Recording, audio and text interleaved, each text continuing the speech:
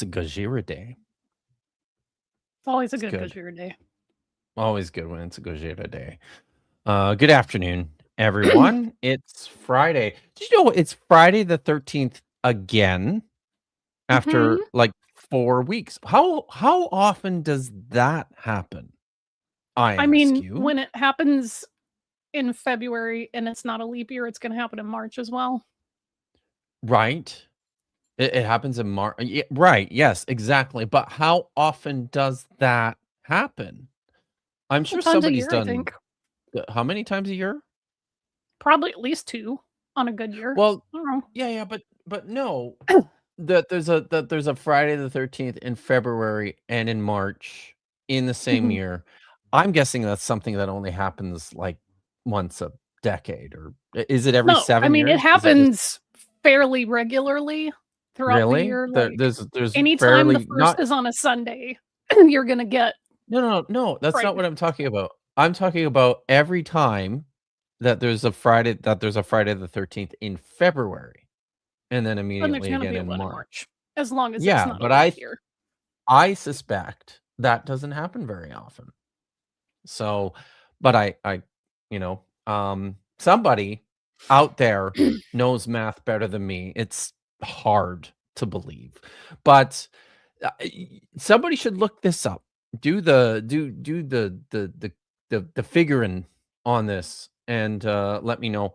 Uh, Satan is saying that that in November there is also a Friday the 13th this year. Wow, that's like 3 in 1 year. Feels excessive. It really does. So, hey, look, Chrissy's here. Chrissy! Good to see you, Chrissy. So Hi. there's a bunch of people here already. Sable Eagle is quoting Sir Sick for some reason. And who's cool. I haven't watched the Sir Sick video in a while though. I'll be honest. Ashley Loves Blow High is here, as is our Dodger. And Bitcores and Nitty, my co-host, one of my co-hosts for Budget Scripture Saturday, who is sadly absent this last weekend, but will be back in the near future. It's good to see you, Nitty. And Satan 616 is here. I was never here. Is here. As is John Gooderham. And oh, look. Oh, Lil is here. And she says, was I late today? Yeah, maybe a little. Like 30 So seconds late or maybe that's so. it. But I mean, I've been later. Pretty sure I have. Right. And Simone is here. Good to see you. And Miranda Rensberger is here. Noise Ending. Intrepid Hebraist is here. Becca Bueller is here. Cenk Iger is here, and he's typing Arabic today and not Hebrew in the chat. Alias Fake Name is here, and Real Melly. Oh, and Prixie, another Intrepid Hebraist, is here. A bunch of you guys are here. That's good. I'm happy that you are here, and welcome to my channel. I stream on Friday afternoons at 2:00, and usually we do some pretty nerdy shit around here when it comes to the Bible, because some will tell you that I fucking love the Bible, which is a true statement. It's because, maybe not because, but it coincides with the fact that I am also a professional Bible scholar. So we like to talk about that shit around here. I am also a Dead Sea Scrolls scholar and an epigrapher, and that comes up from time to time too. And it came up last week, as a matter of fact. So this is the place for doing that kind of stuff. And I am joined, as always, by my co-host, Vishanti. Hi, Vish. What's up? So, Becca oh, Bueller says that my hair looks amazing, and I think that's very you got a flattering cut, because I just didn't you? woke up and Oh, brushed it. That's it. I okay. Wow, very didn't do good. anything special, so I don't know if it's the water at my new place. It's not full of minerals and all that crap like my old apartment, so that might make it look better than normal. I don't know. I didn't do anything special, but thank you. You do look great. I did not just wake up and run a brush through my hair this morning. I went with the half ponytail today, which is actually the most labor intensive thing that I do to my hair on a regular basis. It's much easier to just do the Kimmy Geller ponytail. Yeah. Or the man bun is pretty easy too. So, and just the toque is the easiest always. But I did somebody must have been watching last Kind of did a night. hair It was Jenna Miru's birthday yesterday. Jenna and Oz did a stream to celebrate her birthday, and I popped in. And she asked for a hair flip. So I gave her a hair flip. But no, it's not here. This is serious. We do serious stuff here.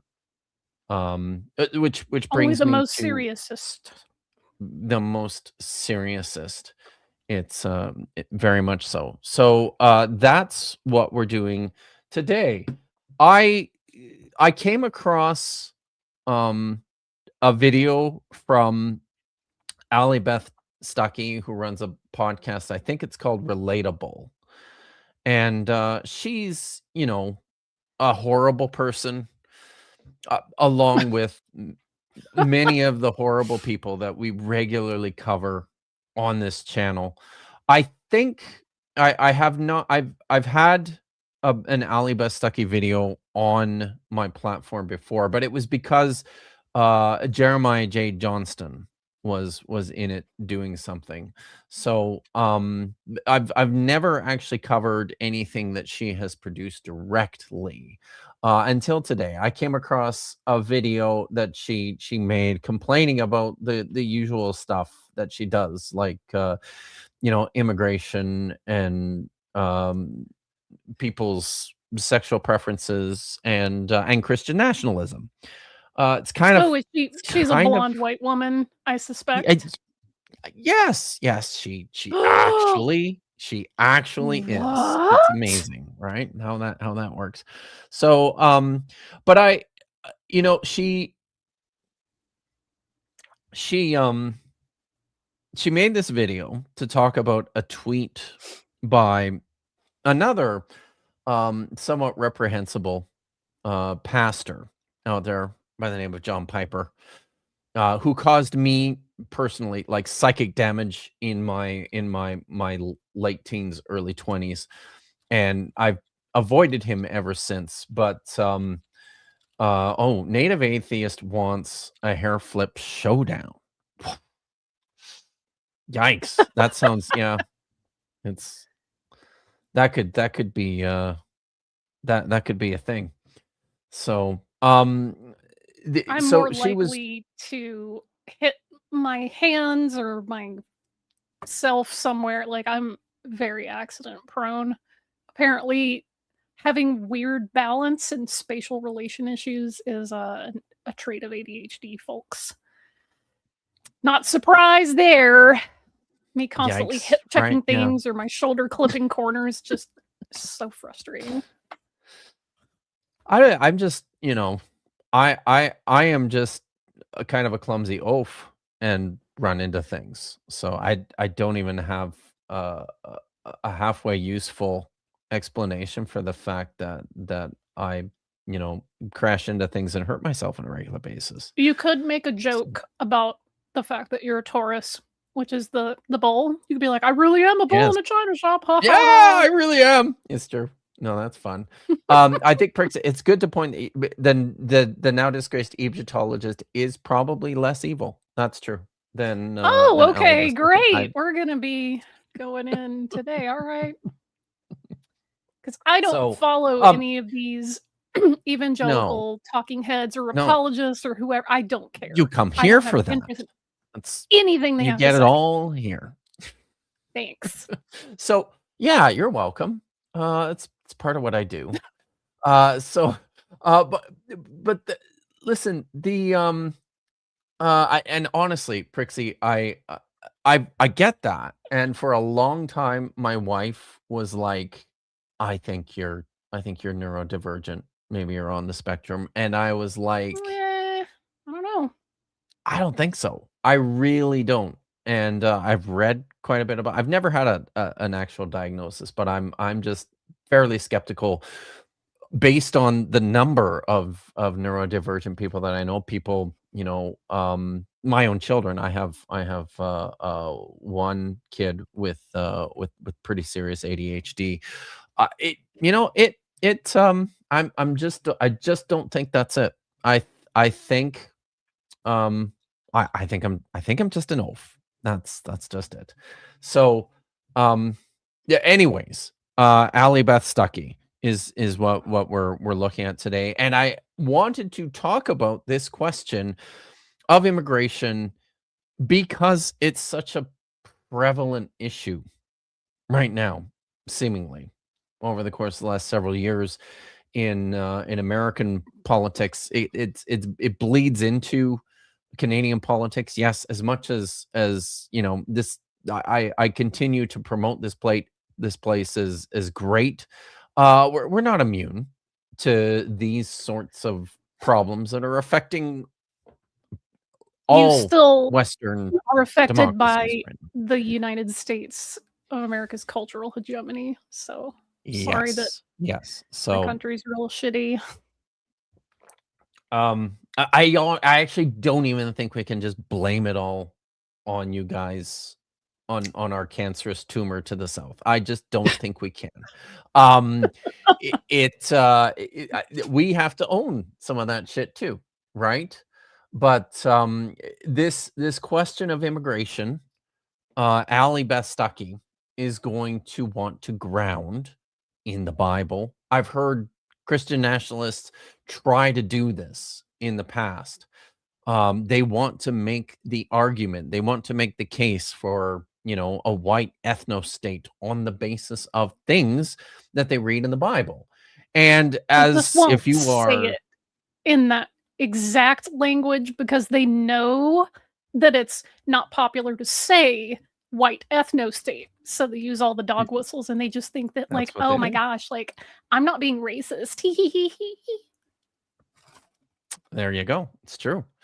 So, if you spent any amount of time on this channel, you will recognize that this is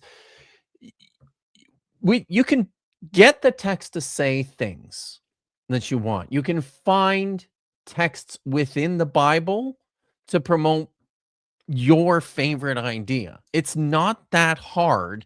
And the reason for that is because, oh wait, I've got a thing here. See, the reason you are actually able univocal voice. It's because it's not that, right? It's not that. The Bible is polyvalent in terms of its voice. It is a cacophony of voices speaking on a variety of things. And also, it's an ancient text. Like, it's an ancient piece of literature that comes from a culture and a period of time that is foreign to all of us in ways that I think most people fail to appreciate or to understand. So, important an important point here is this question of the ways in which Christian nationalists are marshaling the Bible to promote their ideas about immigration. So, what we're going to do today is we're going to take a look at a little bit of what the Bible does say about the strangers, the foreigners, the sojourners, those kind of people. And as you will, be unsurprised to discover, it's not actually saying the same thing all the time. I'm shocked. I know, Shocked, I right? tell you. So, yes. Hey, Dave for Dave. 5 Good to beaver see you. bucks comments, "Here in the Canadian prairies, everything is great, and every race, color, and creed is treated equally." Said nobody ever. Very, very true. Yes. I grew up in the very, very racist prairies. So it's yes, that was my that's where I came from. So all right. Do you want to pull the video up and I and suppose. we can start this? So there'll be good parts in this, I promise. Maybe not so much the video, but I've got like a whole slide presentation and everything. Okay.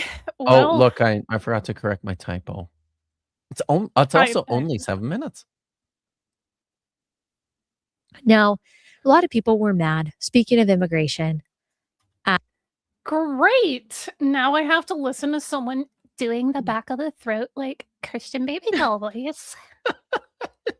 It's the yeah, I mean that's what you do when you're a white female Christian nationalist podcaster. I need to sound like I'm small and demure and like humble and passive, like a little girl, because I support a system that protects abusers and pedophiles. That's what that sounds like to me. Could you do that for a whole show? I probably could, but I do not want to. No. Nobody wants to hear that. It hurts my Does vocal it? cords Does it hurt your to try to do that because there's a lot of tension in the muscles there, and I don't want to talk through my nose the whole stream. So yeah, I expect though if you're doing it enough, it just you do develop you probably develop it into something more natural. Is it okay when I say unhinged things about minorities? Hayden Tank says, "I'll invite you on the Bible lore podcast only if you do that voice the whole time. You better pay me something." Right. I will not do that amount of damage to my vocal cords for free. That's rough. Yeah. Okay. I could do this. At John Piper recently, just the other day, he said, "You shall treat," this is Leviticus 19:34, "you shall treat the stranger who sojourns with you as the native among you, and you shall love him as yourself, for you were strangers in the land of Egypt. I am the Lord your God." He said, Pause Christians know the miserable bondage. I'm like, yeah. What's the problem?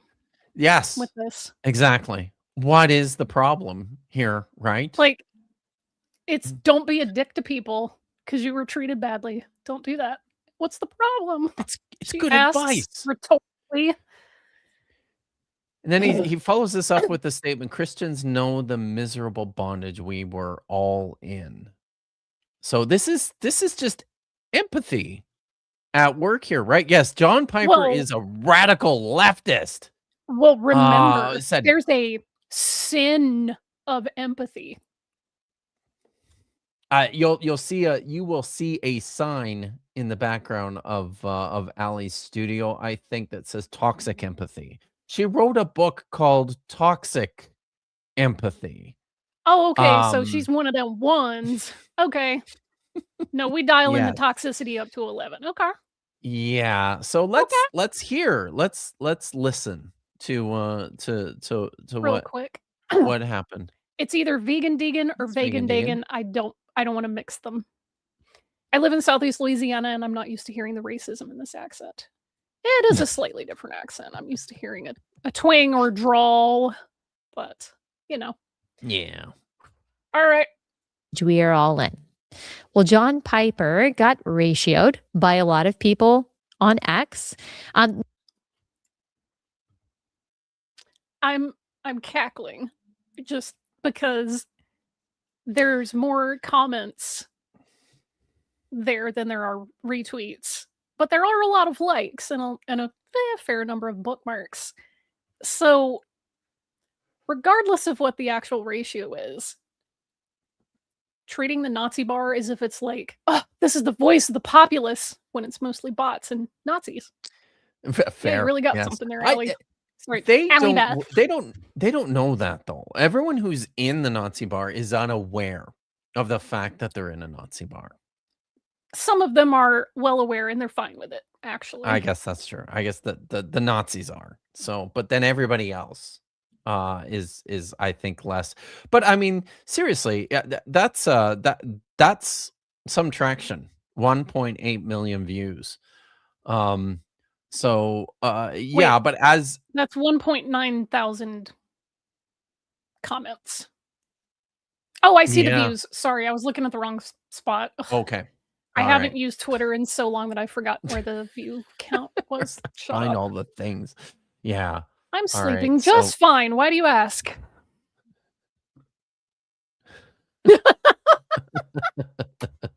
Yes. Hayden says views are fake as fuck. Your Honor, divide that lol shit by ratioed. True. Okay. I thought most of them were not rude. You have people like my friend Megan Basham, respectively, pushing back against him. Katie Faust as well. A lot of people like Vish. I'm going. Thank you. And I would you do us would you bless us please with a snark reading of Megan Basham's tweet? Do you have a voice preference or an accent preference for this? Because I don't know who this is, but I think someone can help me out here with Megan Basham who knows better, but I think she's Midwestern. I don't know. Whatever. I don't care. She's probably an asshole. Not every stranger who comes to your country is a sojourner. Some respect of our system and laws. Oh, sorry. Let me redo that. Let's just cut that. Not every stranger who comes to your country is a sojourner. Some respect our system of laws and come to be a blessing to their host nation to work hard and raise strong families. But some come illegally and they do not come to work hard. Some come to live off the system and to exploit the generosity of the host nation. Others come to engage in destructive practices that harm the citizens of the host nation. Biblical wisdom requires us to discern the difference. Actually, very nice. Very nice. Before we continue, I'll grab this super chat from Hank Fashi.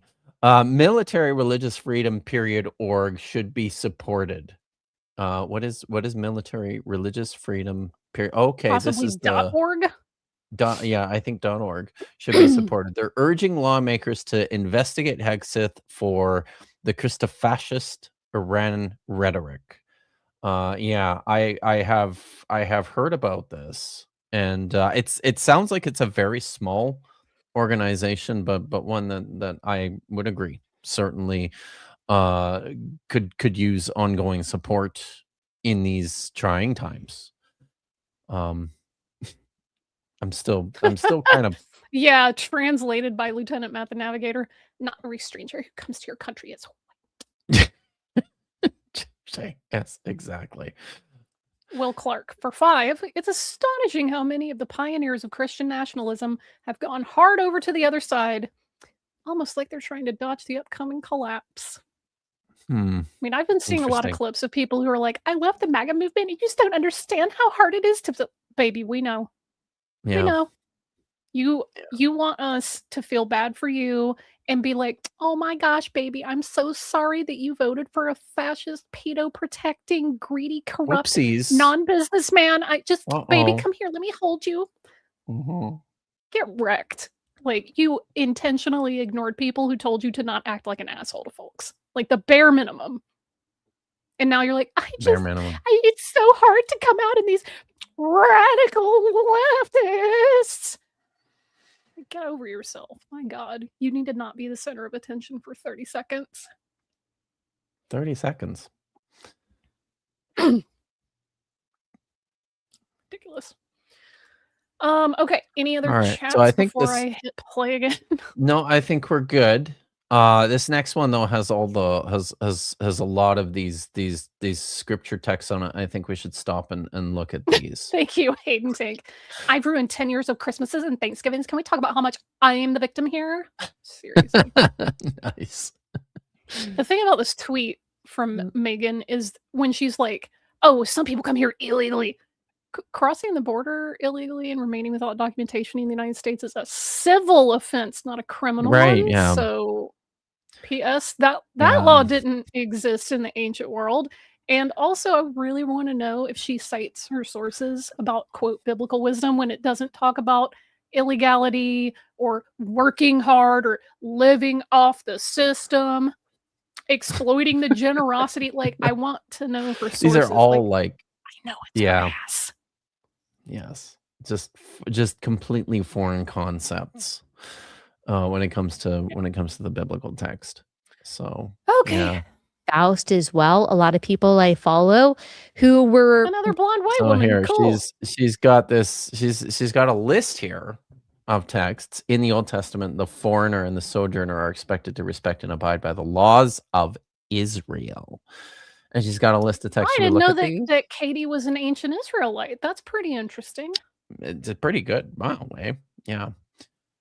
You've got these, I was also right?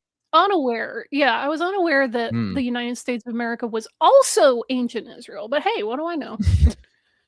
It has to be just like it.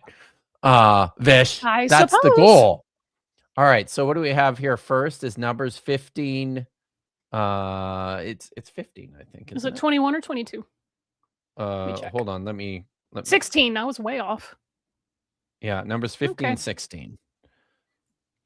All right. Okey-doke. So these are passages which instruct foreigners to obey the laws of your host country. That is the claim here, right?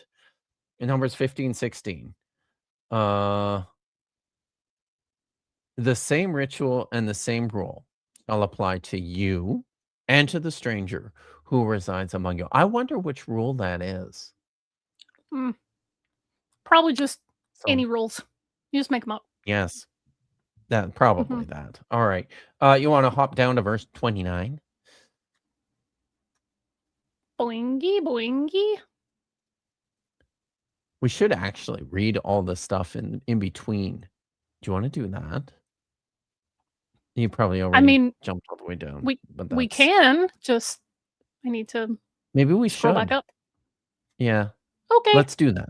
So go back verse to 16. 16, obey the laws, right? Then it says, Yahweh spoke to Moses, saying, speak to the Israelite people and say to them, when you enter the land which I am taking you, and you eat of the bread of the land, you shall set some aside as a gift to Yahweh. As for the first yield of your baking, you shall set aside a loaf as a gift. You shall set it aside as a gift, like the gift from the threshing floor. You shall make a gift to Yahweh from the first yield of your baking throughout the ages. If you unwittingly fail to observe any one of the commandments that Yahweh has declared to Moses, anything that Yahweh has enjoined upon you through Moses from the day that Yahweh gave the commandment and on through the ages, if this was done unwittingly through the inadvertence of the community, the whole community shall present one bull of the herd as a burnt offering of pleasing odor to God, with its proper grain offering and libation, and one he-goat as a purgation offering. I can read. The priest shall make expiation for the whole Israelite community, and they shall be forgiven. For it was an error, and for their error they have brought their offering, an offering by fire to Yahweh, and their purgation offering before Yahweh. The whole Israelite community and the stranger, and the word here I'm going to point out is ger. Ger is the word ger. The whole Israelite community and the stranger residing among them shall be forgiven, for it happened to the entire people through error. In case it is an individual who has sinned unwittingly, that person shall offer a she-goat in the first year of that purgation as a purgation offering. The priest shall make expiation before Yahweh on behalf of the person who erred for having sinned unwittingly, making such expiation that forgiveness is granted for the citizen among the Israelites and for the stranger who resides among them. A couple of important words here. The first is Ezrach, is that which we translate as citizen. It's like native born person. And the stranger, this is the ger, again, who resides among them, you shall have one ritual for anyone who acts in error. So breaking this particular stipulation of offering from your yield gifts to Yahweh. It's very important. All right. So yes, apparently that also means that people who live in the United States of America need to follow the laws, I guess. Well, they don't have to like do ritual stuff because Jesus. Okay, got it. Remember, that's the get out of jail free card. We don't have to do sacrifices anymore because Jesus was our sacrifice. Except that the New Testament can't make up its mind whether he's the Passover sacrifice or one of the sin offerings or the Yom Kippur offering. Like, it really can't figure out which one of those it is. It doesn't matter. All of them. It's all the same. You just bundle them all up and there you go. Yeah. All right. And I'm like, well, is he also like the grain and the wine offering when you just want to sit down and have like, hey, my life's going great. Let me have a meal, God. I didn't do anything wrong. It's just like we're having a party. Is he that also? I could be. Just ask questions. Let's go to Leviticus 24:22 is the next one. Okay. Yes, bigger is better. You shall have one standard for stranger and citizen alike, for I, Yahweh, am your God. It's basically, it's lots of these I feel like are just going to be repetitions of the same ruling, right? Exodus 12:48.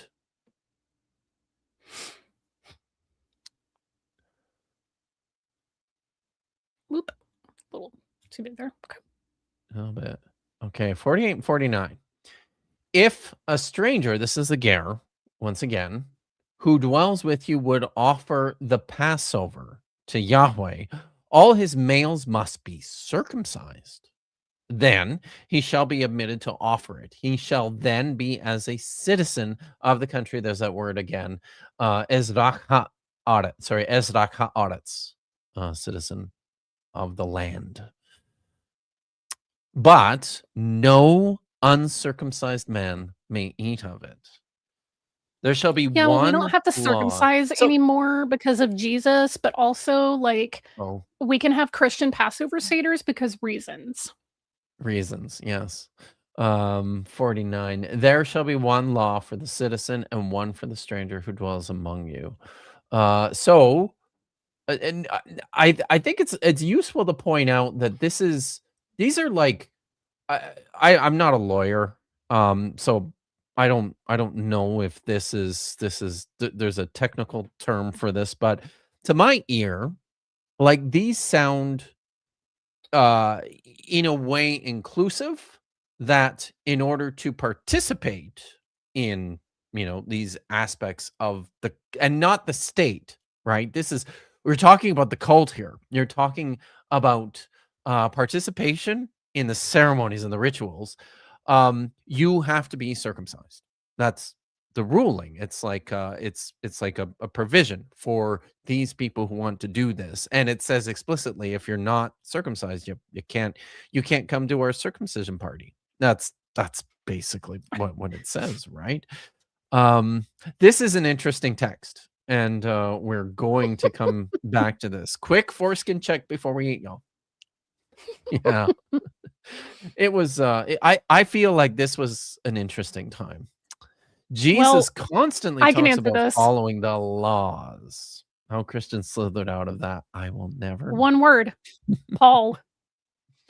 True. That's it. That's I know true. that sounds oversimplified, but seriously, Paul, It's a good bat. Yeah. if you All think right, he's we've saying got to keep following laws, nah, he's not. a couple more. Exodus 20, and it's verses 2 and then verse 10.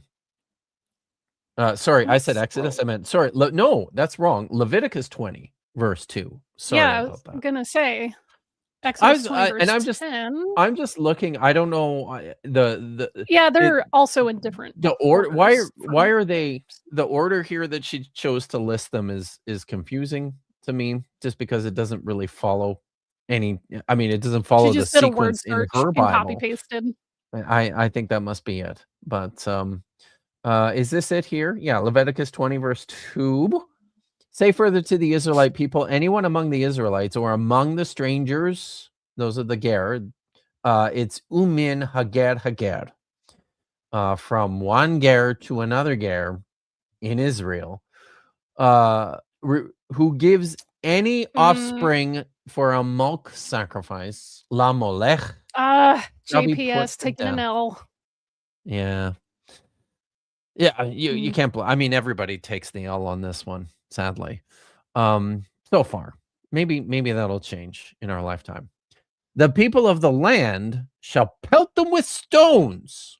So, the lesson here is, no matter if you are a citizen of the United States or a landed immigrant in the United States, don't sacrifice your children. Don't do that.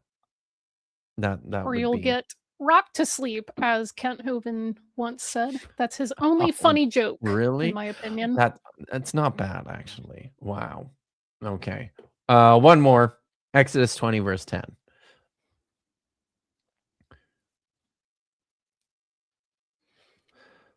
The seventh day is a Sabbath of Yahweh your God.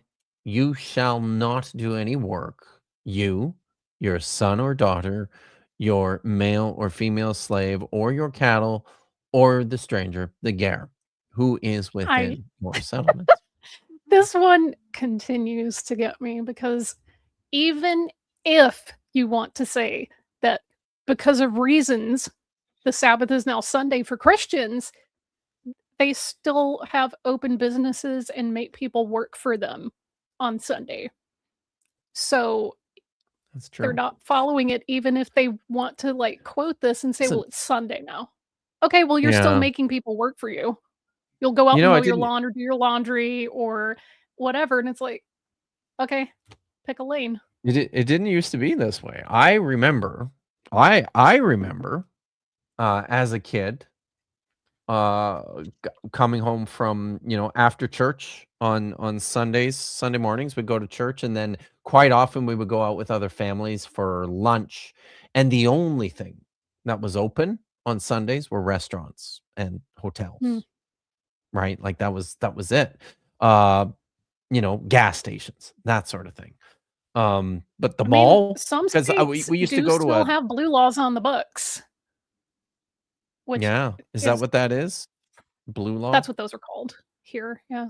A lot of them are usually around like who can sell alcohol and when on Sundays. Right. Georgia pretty infamously finally adjusted their blue laws about alcohol on Sundays, which is nice. Some other states need to get their stuff together. I remember when it changed too.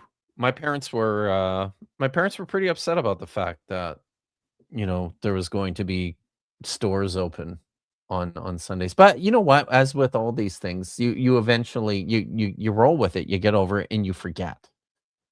You forget how things were and you move on. I mean, for most people, right? Okay, so those are the texts countering. All these were offered up as counter statements, counterfactuals to John Piper's empathy. Right? That's where we're at here. So, yeah. All right. reading this as an indictment on Trump or an indictment on Trump's celebration of defending our border and defending our border from us. I don't know if you heard. That's right. Keep those gosh darn Canadians, those troublemaking miscreants. Yeah, it's pretty terrible. Yeah. You don't want any of this smoke.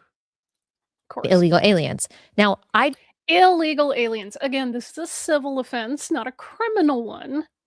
And all persons, it doesn't say citizens, it says in the Constitution, all persons are entitled to due process, which means you can't just bag them off the street and deport them without going through the court system. There needs to be legal intervention. So, oh no, that must violate her personally deeply held religious beliefs somehow. Do not know if that is what John Piper was talking about in the moment. If he just had this scheduled tweet put out, I will defend John Piper more than I think many conservative evangelicals will. I think he's gotten it wrong several times when he wades into the political discussion. I've been very clear about that over the years. He's not a progressive, though. He's not a progressive. I'm not saying he's a Trump supporter, but he's definitely not progressive. Trump supporter. I'm sorry. So she's saying he's not a progressive. Stroke? And he's not a Trump supporter. So he's just a conservative, I think is what she's trying to say. But I don't know. What did you hear? I don't think she knows what a lot of these words mean. Theologically progressive, and the man knows the Bible. Now, I think living in Minneapolis and allowing his perspective to be skewed by liberal sources like people like Russell Moore, unfortunately, has led him to saying some things that are undiscerning. For a second. This woman let himself be led. Yeah. She's trying so hard not to say what she really wants. But this is the crazy thing to me, right? John Piper lives in Minnesota. He's there. So yeah, he's watching ICE murder people extrajudicially on the streets in broad daylight. He's not sitting around watching the news to see what's going on in his home. Like he's there. Just I don't know, the temerity of some of these people to presume that that they know better. that those who are in the middle of it, living it. Heaven forbid that John Piper, watching what's going on around him, would have a stroke of empathy and say, you know what? No, he allowed himself to be led or to think differently. Allowed himself. Right. That specific phrasing is gonna haunt me. I don't know his motivation behind posting this, but I will take the opportunity to respond to this mentality because a lot of people do use this verse in Leviticus to justify open borders, to say that deporting people is wrong, to justify illegal immigration, and to say that deporting illegal immigrants, including pedophiles, is somehow... Allie Beth, you literally voted for a man who is defending keeping the pedos out of jail and free of consequences. Your churches protect ministers in positions of power. Yes, they do. Who abuse their congregants when they're underage and when they are of age. Yeah. Your soul is sick, That's girl. How oppressing the sojourner. You see this used just like carte blanche as a justification for condemning ICE or all border control. And so it's almost like they're murdering people in broad daylight without due process. I just can't, We all saw it. right? From multiple angles, by the way. Yes, from multiple angles. So it really is something. It really is something. And I will also say this because she doesn't know shit about what's going on anywhere, but ICE was on Los Angeles's ass immediately after Trump got reelected. And they murdered Keith Porter months and months and months before any of these white people. And we're still having to beg to get Keith Porter's name said in the same sentence. So a lot of people only really started to care when it's like, oh, they're murdering the white people now. It's like, okay, well, you could just tell on yourself that you don't care or listen to the Black community when they've been screaming at you about police brutality and extrajudicial murders for decades and decades. Really centuries, but, you know, hey, I guess better late than never. Oh. Big Chorus has noticed that she's not showing the stats on her own tweet. Someone please go pull up this tweet. I want to see what her ratio. It would be, that would be interesting. If somebody finds it, let us know. Yes, Nitty. Important public service announcement. ICE are not the police. So I mean, they're not local police. They are law enforcement. I guess so. But there's they have a pretty, as far as I understand, they have a pretty narrow jurisdiction on paper in terms of things they can't. Yes, that hasn't stopped them, because it turns out laws and rules only really matter when someone enforces them. So yeah, right, yeah. Just saying. Funny that. Okay. Yeah. So here she has. I try not to get frustrated, but it's like when people, that's illegal. Yeah. And do you think they care? Okay. Sorry. Anyway, proceed. So she's responding here to John Piper herself.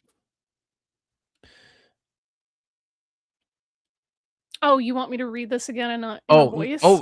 Yeah. Hey, actually, that's a great idea. Yeah. Do you want to read it in your? Do you want to do the Allie Beth Stuckey voice, or do you want to do the? Somebody else. I'm not going to try very hard.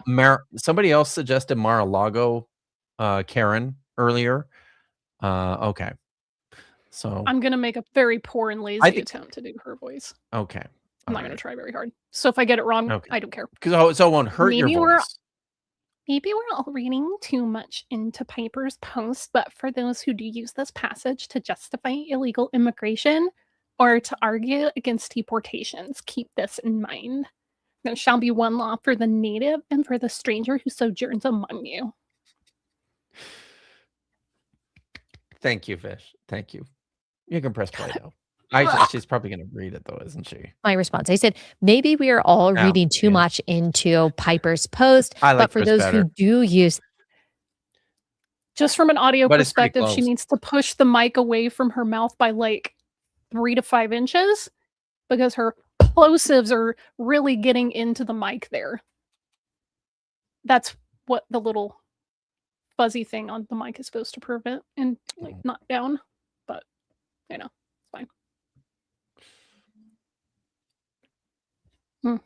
This passage to justify illegal immigration, or are you against deportations? You should keep this verse in mind. This is a verse that we've talked about, and it's excellent. Her framing is you're using this to justify illegal immigration. Yeah. No, Allie Beth. No, Allie Beth. They're using it to say don't treat people like garbage. Like shit. Yeah. Because in her little peanut brain, you're just using the Bible to tell people to break laws. No, they're telling you to, 1, stop breaking laws, and 2, don't be assholes to people. Yeah, this is pretty on Thank you, exactly. We do have one law for citizens and non-citizens, but non-citizens aren't getting the due process they're entitled to. Oh, and by the way, non-citizen, like permanent residents, those people pay more in taxes than residents, just letting you know. Don't know if Allie Beth is ready for that conversation. It's probably that's kind of the wild I bet they're thing, like stealing all our benefits. If you're living and working in the country, I mean, chances are I mean, very high that you're paying taxes to that government. I mean, if you work in the United States of America, you either have to be like born here as a citizen, or you need to have like a permanent resident card or a work permit. And any of those options require you to pay taxes. So if you're legally working in this country, you are paying taxes. So this idea like, oh, they're coming in here and they're not paying any taxes. Like, yeah, they are. They are.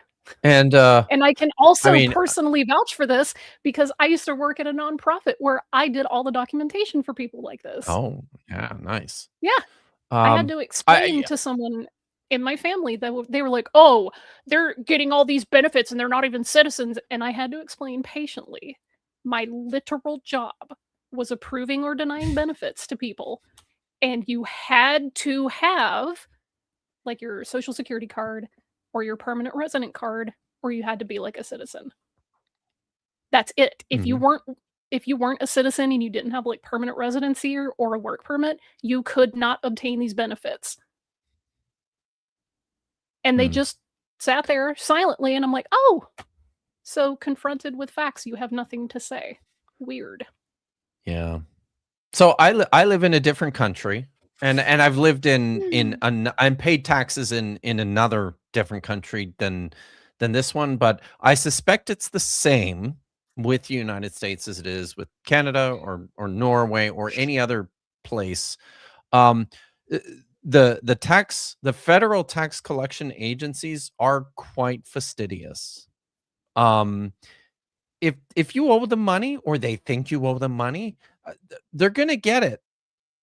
They just are. Yeah. They're not letting that shit slide at all. Not at all. Well, unless you're mega rich. That's the way it works here. Fair. Yes. Okay. The IRS was like, it's too much paperwork. It's too hard. Yeah. They just use too many shell companies. But we'll go after some rando for $600. That's right. It's fine. Okay. Oh no, I'm sorry. This is all political. It is 1249. There shall be one law for the native and for the stranger who sojourns among you. Okay? Yes, Allie Beth.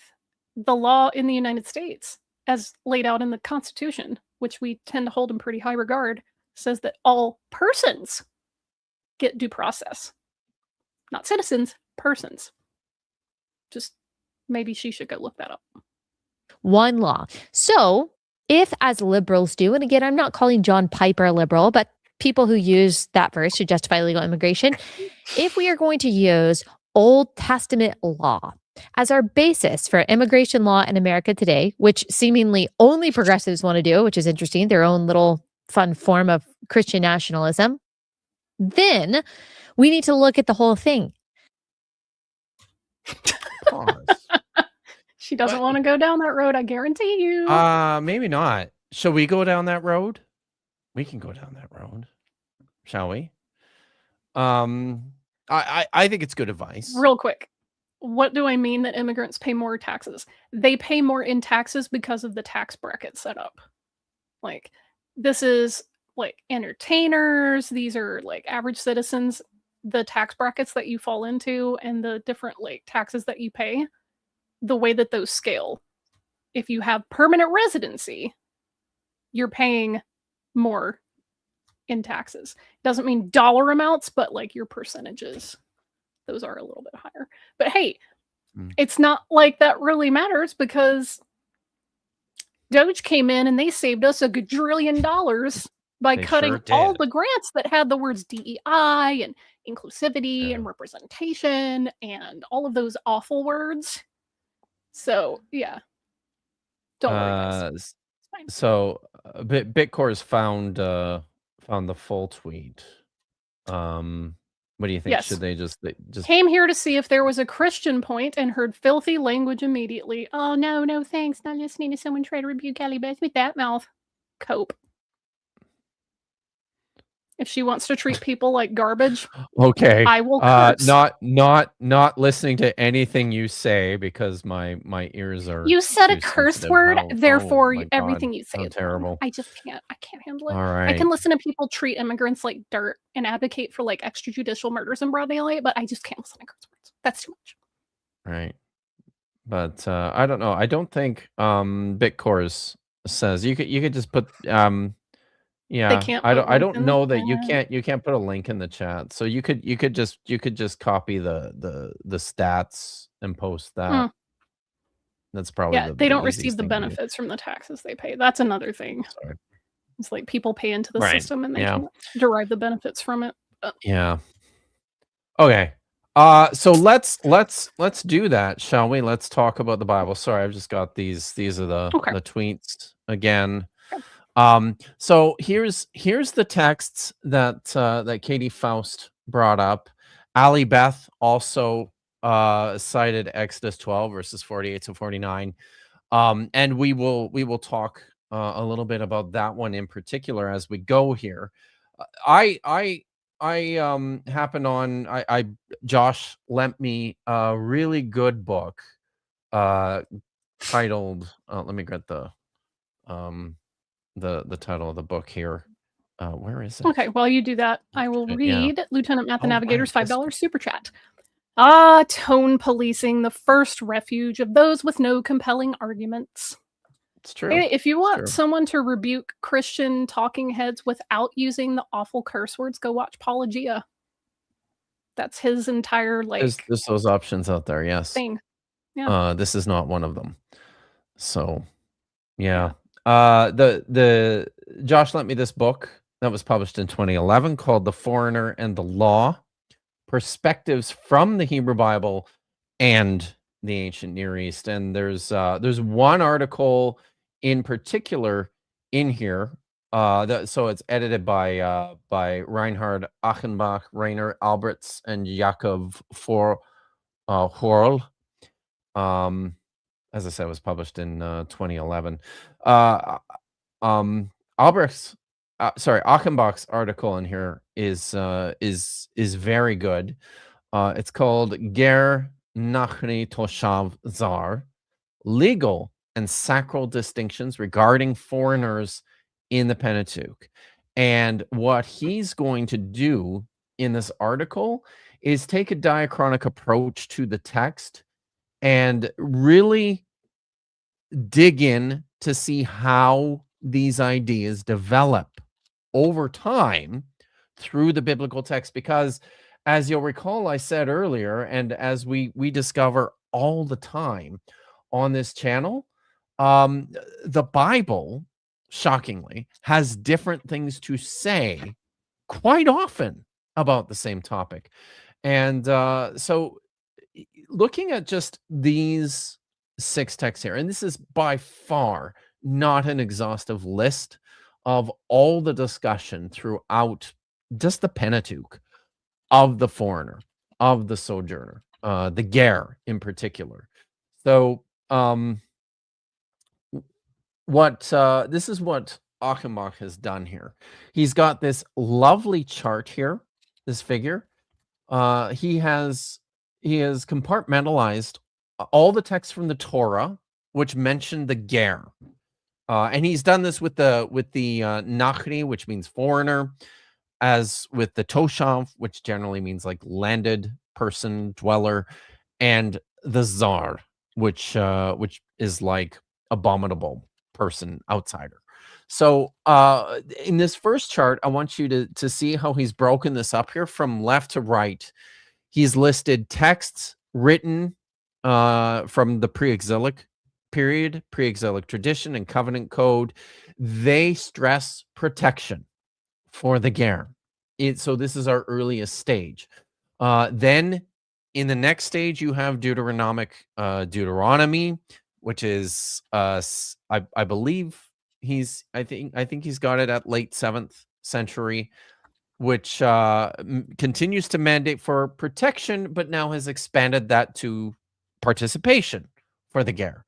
The Deuteronomistic Deuteronomy and the priestly code protection as in Israel's own experience. So it's starting to draw now on the experience of the nation of Israel as a reason, as a means for extending that protection to the ger, to the landed immigrant. In the post-exilic, there's a post-exilic redaction from the 5th century, which now provides partial religious integration. The Holiness Code, which is written, in the later 5th century, according to Albrecht, includes religious obligations for the ger. And then finally, in the late post-exilic and priestly editions, you see an integration of the ger into these laws, into this tradition for the Israelites. This is what's really interesting here, is when you take those 6 texts that appeared in the tweet from Katie Faust, and you plot these in this chart, this is what we end up with. Exodus 15 is part of this late post-exilic priestly edition, which stresses religious integration. Leviticus 20 and 24, this is part of the Holiness Code, which again stresses religious obligations and was late in this in this rehearsal. Exodus 12 also is part of this late post-exilic edition, which stresses religious integration. And then the earliest text she cited is from Exodus 20, verse 10, which is which stresses partial religious integration, but she's missing all this other stuff. I can't help but notice that there's an awful lot. You can see my cursor here. There's an awful lot of texts appearing in the book of Deuteronomy. Nothing in any of her tweets citing the book of Deuteronomy. Feels a bit by design. Well, that's unwelcome nuance. Unwelcome nuance. That's the word. Yeah. So now, before we move on, I think it's important to stress here, maybe asking a couple of questions. What sort of a nation, on the basis of the biblical tradition, what was the nation of Israel, the B'nai Israel, the sons of Israel? Who were these people? What was this constitution? What sort of a nation was it? How was it envisioned by the writers of the biblical text is an important question to keep in mind when approaching this. And does that ever compare even distantly to the modern notion of nation states? The world that we live in is a product of, 19th century nationalism that spread through Europe and fundamentally changed the ways in which we viewed citizenship, nations, diplomacy, governments, all these sorts of things, which were inherited from a period even before that. But there's a long period of development here. Whoever said it was a good idea to base your national policy decisions on what the biblical writers were suggesting the Israelites were doing in the Iron Age? What do you mean you can't retroject post-Enlightenment nation states onto like ancient Near Eastern kingdoms? I can't believe. Yeah, right. The other thing that's really important to point out here is that all of this legal material, while I think in many respects envisions a national constitution insofar as these people understood it in antiquity, these are ceremonial, ritual laws. This has everything to do with the relationship of the people to their God Yahweh as that is performed in the cult, in the temple ritual, in the tabernacle, if there was such a thing. So this isn't really civil legislation. This is about being part of the cult of Yahweh, by and large. So, in that vein, we can see some of this too. There's another article in this volume by Saul Ullian, Stigmatizing Associations, the Alien, Things Alien, and Practices Associated with Aliens in Biblical Classification Schemas. And he makes this point that these terms of foreignness are often cast in terms of ritual pollution. And I've got just a citation from his article here that I wanted to read. While this denigrating rhetoric, there's plenty of texts and plenty of rhetoric throughout the Hebrew Bible denigrating foreigners, saying foreigners are bad, right? But there's, as with all these things, there's nuance here, and part of understanding this is what Saul Ullian is talking about here. This denigrating rhetoric evidently refers to what the authors consider morally defiling acts such as idol worship, and intermarriage is a big one. There is evidence that some biblical authors also sought to stigmatize aliens by casting them as ritually polluting. After the removal of personal and familial items of a Yahweh worshiper, Tobiah the Ammonite, from his temple chamber, Nehemiah is portrayed as ordering the purification of that room, suggesting its ritual pollution in Nehemiah 13, verses 4-9.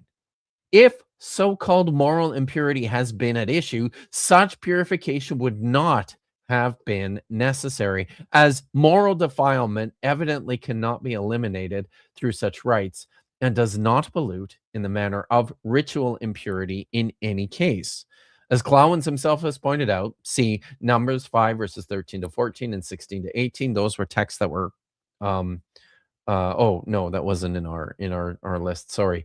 Where a guilty adulteress said to be defiled is brought into Yahweh's presence in the sanctuary and made to hold offerings. To purify a temple chamber in anticipation of the restoration offerings to it suggests that ritual defilement is the concern. And the most likely source of that ritual defilement is the presence of Tobiah, members of his household, and possibly their personal effects. A second likely example of aliens cast as ritual polluters is Isaiah 52, verse 1. Alluding to the fall of Jerusalem to the Babylonians, the verse states that the uncircumcised person who is unclean, Aral v'Tamah, shall never again enter Jerusalem, the holy city. Reading a single complex subject, the Hendiadus, the uncircumcised person who is unclean, rather than the duality, the uncircumcised one and the unclean one, is supported by the single subject of Nahum 2, verse 1, Balial, the worthless one, the text to which Isaiah 52:1 clearly alludes. If this reading is correct, the text innovates by casting uncircumcised male aliens as ritual polluters to be excluded from holy space, that is, Jerusalem, the holy city.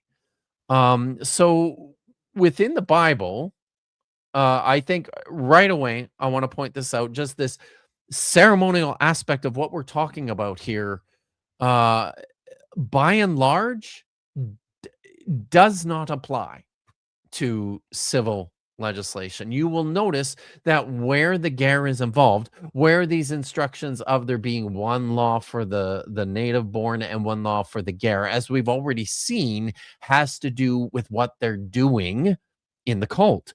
Performance of sacrifice, participation in the Passover.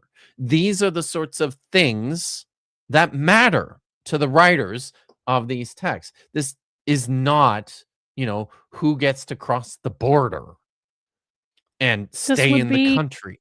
More like who gets to walk into your church and take communion. Yes, exactly. So, all right. So let's talk. Communion, not a not a Catholic one. I want to specify because the Okay. Protestants overwhelmingly do not ask you, like, did you go through confirmation? Are you da-da-da-da? The ones that I'm familiar with, they usually are just like, hey, everybody, we're going to do communion. You know, You're if on you're the not honor born again, system. we ask that you skip, but nobody's checking. Nobody Yep. cares. Like, Yeah. they just try to like Absolutely. admonish you first.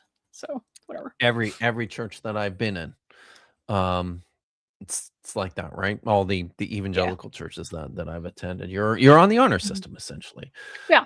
So we're gonna talk about the two terms which are really critical in Achenbach's article here are ger and nachri. Sorry. So we're gonna look at a few aspects of these terms in his diachronic survey of who the foreigner is in the biblical text. So he's got a definition here, and I've summarized it on the screen. I'm just going to read what he has to say. The traditional definition of the term ger means a person who, in order to protect his life and family, looks for a new home. Gerim, as resident aliens, may have their origin among related or non-related ethnic groups. The reason to look for protection among foreign people can be the threat of hunger and starvation, as in Genesis 26, verse 3, 47. He's got a whole bunch of texts here that correspond to this. It could be because of war, 2 Samuel 4:3 and Isaiah 16, verse 4, because of blood guilt. Exodus 2, verse 22, that text, that's the story, right, of Moses having to escape Egypt because he's afraid his life is in danger after killing the Egyptian overseer. Or Hey, the what did he name loss one of his kids, by the way? I don't know. What did he? I don't know the names. Were we talking about the patriarch that named their kid Gershom because he was a stranger in that right. land? Yeah. Exactly. Mhm. Very nice. Cool. So, or the loss of the traditional home, as in Judges 7:17, 19:1, and verse 16, and family or legal conflicts. Honestly, many of the same reasons people move around today. It just goes to show some things never change. Now, in his appraisal of this term, he starts with the earliest text, and that would be the covenant code. The covenant code is in Exodus chapter 21 through 23. Most scholars regard the covenant code among all the individual legal codes in the Hebrew Bible. That includes the laws in the book of Deuteronomy, the holiness code, which is at the sort of the core part of Leviticus. These are kind of the three big ones. Most scholars agree, I think by a huge margin, that the covenant code is the earliest of these. My friend, a friend of the channel, Joel, God, I just forgot his last name. Kuritko. I can't believe I did that. I'm going to tell him you said that. You can remember his Please last name. don't. My good friend, Joel Kuritko, I believe he's said it on this channel before. He's worked quite extensively through the covenant code in the book of Exodus. He's writing a commentary on the Septuagint text of the covenant code of the book of Exodus.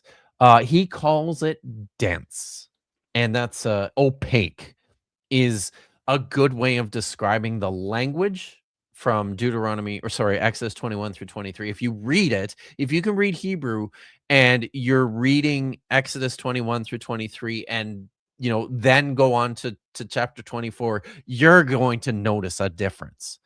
The text is I wouldn't say it's difficult as much as it's a little cryptic and unclear. But part of this has to do with the fact that it's quite old, I think. So within the covenant code already, there is this sense of a moral law of hospitality. You see this exemplified in a lot of texts, such as here in Job 31, verse 32. Out in the open, a ger did not lodge. My doors I opened to the road. I like to bring up Genesis chapter 18 and 19, the story of Abraham. and I'll just I'll read some of this here. Just because I think this is a fantastic example. I didn't have this part prepared, unfortunately. Let's see if I can find it. Do we have any? Oh, here we go. I think I've got it. Yeah. I was gonna say, Okay. while you're looking for it, I could read a couple super chats. Sure. Why don't you actually, do that? there's just the one. Okay. Lieutenant Math and Navigator 5. That doesn't sound right. The Victorian era thought was unchanged since Adam. Some people will have you believe that, right? Apparently. But those people don't know much beyond their own little bubble. So this story in Genesis 18 and 19, most will recognize the latter part of the story as the story of Sodom and Gomorrah. But the story begins in Genesis chapter 18, and it is told on the basis of this ethic, this idea that the protection of the ger, of the traveler, of the stranger wandering in your land or visiting or even settling in your land is to be looked after. It's your moral imperative. And I'll just read the first few verses of this story here, starting in Genesis chapter 18, verse 1. Then Yahweh appeared to Abraham by the terebinth trees of Mamre while he was sitting in the opening of his tent in the heat of the day. He lifted his eyes and looked, and behold, 3 men were standing over him. And when he saw them, he ran from the tent door to meet him. He bowed himself low to the ground and said, "My Lord, please, if I have in this moment found favor in your eyes, do not pass your slave by. Please, let a little water be brought. Wash your feet and find some comfort under the tree. And I will bring a piece of bread that you may strengthen your heart. Then go on, inasmuch as you have passed by your slave." They replied, "Do as you have said." So Abraham hurried to the tent to Sarah, and he said, "Quick, knead 3 measures of choice flour and make loaves." Abraham ran to the herd, took a tender and good calf, gave it to a boy, and he hurried to prepare it. So he took butter, milk, and the choice calf, which he had prepared, and set it before them. He stood over them under the tree while they ate. Then they said to him, "Where is Sarah, your woman?" He responded, "See here in the tent." And then the one man said, "I will surely return to you at the time of life, and you will see Sarah, your woman, have a son." Sarah overheard this in the tent door, which was behind him. Abraham and Sarah were old, advanced in years, and Sarah was no longer in the way of women. But the point I want to make from that text is just look at the effort. Look at the emphasis on this text, on Abraham's actions performed for these strangers, these people who show up, not even at his doorstep. They just approach him while he's sitting under the tree, trying to, protect himself from the heat of the day. Look at the effort. That's what this is. There is this imperative within the ancient Near East on hospitality. It is your obligation. It is your duty to look after people who you don't know, strangers who appear, in your territory. And the stories in the Bible to that effect exaggerate this to absurd degrees for a reason. That's just part of the ancient landscape. This is a common feature within antiquity. So that's what you see in the covenant code, this moral law of hospitality. I will say this, and I know how a lot of them will get around that, is We're talking about violating the laws of an entire country and crossing invisible borders. And that is one group of like 3 people approaching an individual house or tent. And in true evangelical fashion, they do not believe that systemic discrimination and things like that just exist. It's all individual choices. It's all individualistic. So, if someone came up to your house, and visited, you would take them in for food and give them some water or sweet tea or whatever. But, people trying to cross the border to do work and make a better living, no.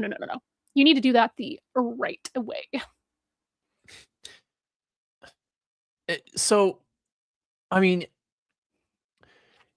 there's no real way people didn't carry around papers in antiquity to prove where they came from or where they lived. They just found places to live and lived there. They staked their claims. Then they made livings for themselves where they could. I feel like it needs to be pointed out that within this world, who was a stranger and who was a native born citizen was not always obvious. The text wants you to think it's more obvious than it actually was in practice. We'll talk a little bit more about that towards the end here. If Israelites are wearing distinctive clothing, i.e. tzitzit, then you could theoretically look at someone's clothing and go, well, they're not wearing tzitzit. They may not be one of us. But I suspect that's a probably fringe reading of some of these texts, because Abraham obviously was narratively before tzitzit were given as an instruction. And I don't know how much we know about when these sorts of things. I mean, as far as I'm aware, I mean, the best work on this is still Jonathan Adler's, who has pointed out that these sort of ceremonial prescriptions of Judaism did not even start to be widely practiced until the 2nd century BCE. Very nice, yes. We got a member chat here also from Prixie Purple, who's been a member for 9 months. Serious question. What kind of borders were there in Iron Age Israel? Mountains and rivers? Yeah, mountains and rivers. Walled cities? And walled cities. Yeah, pretty much. So the city would would exercise influence on territory that was in its immediate environs and surroundings. And then like proper Canaanite nations, like the nation of the nation of Israel in the north, or Judah in the south, or Moab or Edom, were places that it was like an ambitious ruler in a city would go and conquer other cities and control those. So yeah, pretty fluid. And whether you just happen to, you weren't like you just happen to be part of the place that whoever ruled the city that you were close. If you lived in the countryside, in the hill country, it just happened to be whoever was in charge of the city, and it probably didn't matter to you so much, because it was all just about the exchange of goods for you. So but moving on, at our earliest stage, I just want to make this point. The ger is the ger is featured in the text as an object of your moral responsibility to look after. None of those texts, by the way, were included by any of those people in their tweets. Of course not. But we'll get to some of those. So we see Nadav Naaman made this interesting observation. I think there's likely some traction to this. Where did this sort of perspective start to become a matter of heightened concern? They suggest that after 701 BCE, there was a rise of landless people in Judah with the destruction of the northern state of Israel, and then with the resettlement practices and policies of the Assyrians. So I'm just going to read a little bit here from Achenbach's article, where he talks about this. Nadav Naaman has recently argued that the reason for this development may be found in the Assyrian campaigns over Israel and Judah. The Assyrian campaign of 701 produced far-reaching changes in the society of the kingdom of Judah and gave rise to a class of poor landless people, which might not have existed on such a scale before. He rejects the theory that after the Assyrian conquest of Israel and Samaria, many refugees from the northern kingdom poured into Judah looking for new places of settlement, because this supposition is not supported by biblical texts or archaeological findings. I think it works either way, actually. However, the covenant code reflects the social situation of the foreigners. The sojourner lacked land and had to subsist by working on the fields of local people. The protective laws illustrate the condition of their life. It was necessary to put legal barriers up against the activities of powerful locals who may have exploited the sojourners and tried to intervene when the latter attempted to obtain justice in the gates. The rules on social, economic, and legal protection and care for the foreigners were reworked and expanded in the later legal collections by the addition of further ethical and religious motivations and distinctions. And that brings us to where we're going next. We see then in the book of Deuteronomy, there is more explicit, the text is more explicit in ensuring the rights of the ger in working relationships and in status as fellow brothers with the sons of Israel. Again, this is what Achenbach says. The legal protection. So I'll back up here a little bit. The law even contains stipulations that provide supplies for the needy personae miserae. In that context, the Gerim enjoyed the same rights as the poor Israelites who are allowed to share the superfluous parts of the harvest.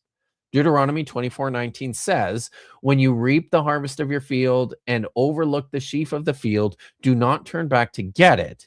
It shall go to the stranger, the orphan, and the widow. That's the ger again. Together with the Levites, the fatherless, and the widows, they have the right to take part in the third year tithes. Deuteronomy 14, verse 29. Then the Levite, who has no hereditary portion as you have, and the stranger, the fatherless, and the widow in your settlements shall come and eat their fill. So what he's saying here is that now, at the point when the book of Deuteronomy is reworking some of these laws from the covenant code, there is an expansion to provide laws for the inclusion, starting to include the ger as part of the larger covenant body in terms of the relationship to the cult. So very interestingly, this is restricted to everything except for Passover.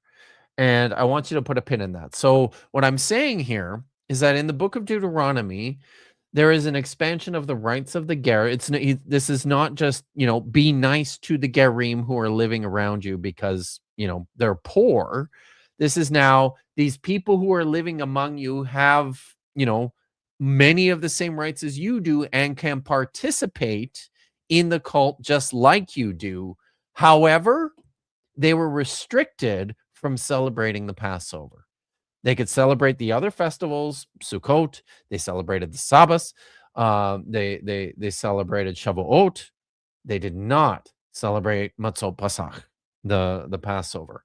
They were restricted from doing so in Deuteronomy. And we're going to come back to that. But first, we're going to talk about the Nachri. So this is another classification of people within the Torah, distinct from the Ger, which features prominently throughout the text. And here you can see the breakdown diachronically that Achenbach has provided for us in terms of how the portrayal and the perspective of these people shifts and changes over the course of time in the texts. So importantly, oh dear, oh, that's not coming down. Why, shoot, I have a problem here that I need to fix. I wonder if I can just do it on, oh, there we go. Okay. Let's look at a definition first. And I will just read some of this from Achenbach's article on page 37. Is that right? Let's see.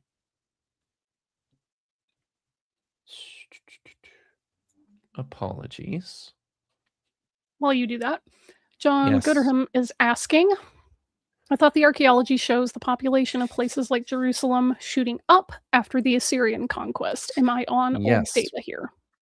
No, that is current, and that's what I have always. I know a lot of scholars will say that this has to do. I think it's natural to see this as part of the massive demographic shift of the destruction of the Northern Kingdom, which was the much larger, much more powerful, influential kingdom in the region, and not just Samaria either. It was Samaria and Aram that were destroyed and then occupied by the Assyrians. So nobody talks about poor Aram, but there was I think this probably produced a massive demographic shift, which did directly affect Jerusalem. Without looking into it, I'm not entirely sure what Naaman is getting at when he talks about the archaeology there. I would have to look into it further, but I think the point works either way. Even if whether there was an increase of population in Judah as a result of the activities of the Assyrians, or whether there was an increase in people who poor people without land, as Naaman suggests, unconnected to that. Again, I'm not sure how he does that. I think the point stands that either way, this produced this increased concern for the Ger. So, yeah, just okay.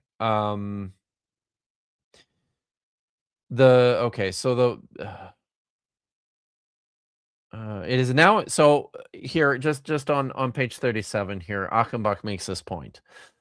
And here I've got this as part of the definition here. The Nochri, were non-resident aliens who are not seen as a possible part of the religious community. They are exempt from local law and do not even share in the privileges of the Gerim. So this is like another classification of people, but importantly, these are people who are not permanently attached to the land. They're not staying, not permanently, at least. It is now important to distinguish between a foreigner, the Ger, who lives within Judean and Jewish society and enjoys the shelter of the religious community, and the stranger, who has another social and ethnic affiliation and does not share in the settlement with Jewish citizens. This is the Nachri. And if you take a look at a text like Numbers chapter 15, verses 14 to 16, you see that there's this shift that takes place within the perspective of the Ger, which actually produces this new category of the Nachri. And when a ger, or one who has taken up residence with you, might dwell with you for your generations, if he makes fire a pleasing odor to Yahweh, just as you do, so shall it be. In the assembly there shall be one rule for you, and one ger to the other, a perpetual ruling for your generations. As for you, so shall it be for the ger before Yahweh. One Torah and one mishpat, or judgment, shall be for you and the ger who is with you. So what's happening here is, with this expansion, with this inclusion of the ger now as part of the ceremonial cultus in the book of Deuteronomy, this kind of creates a new classification for people. These are where the Nochri come from in the perspective, in the minds of the biblical writers. These are the people who are neither native-born citizens nor Gerim. They're not permanently established within the land. They're understood to come from outside, and the expectation is that they're not staying.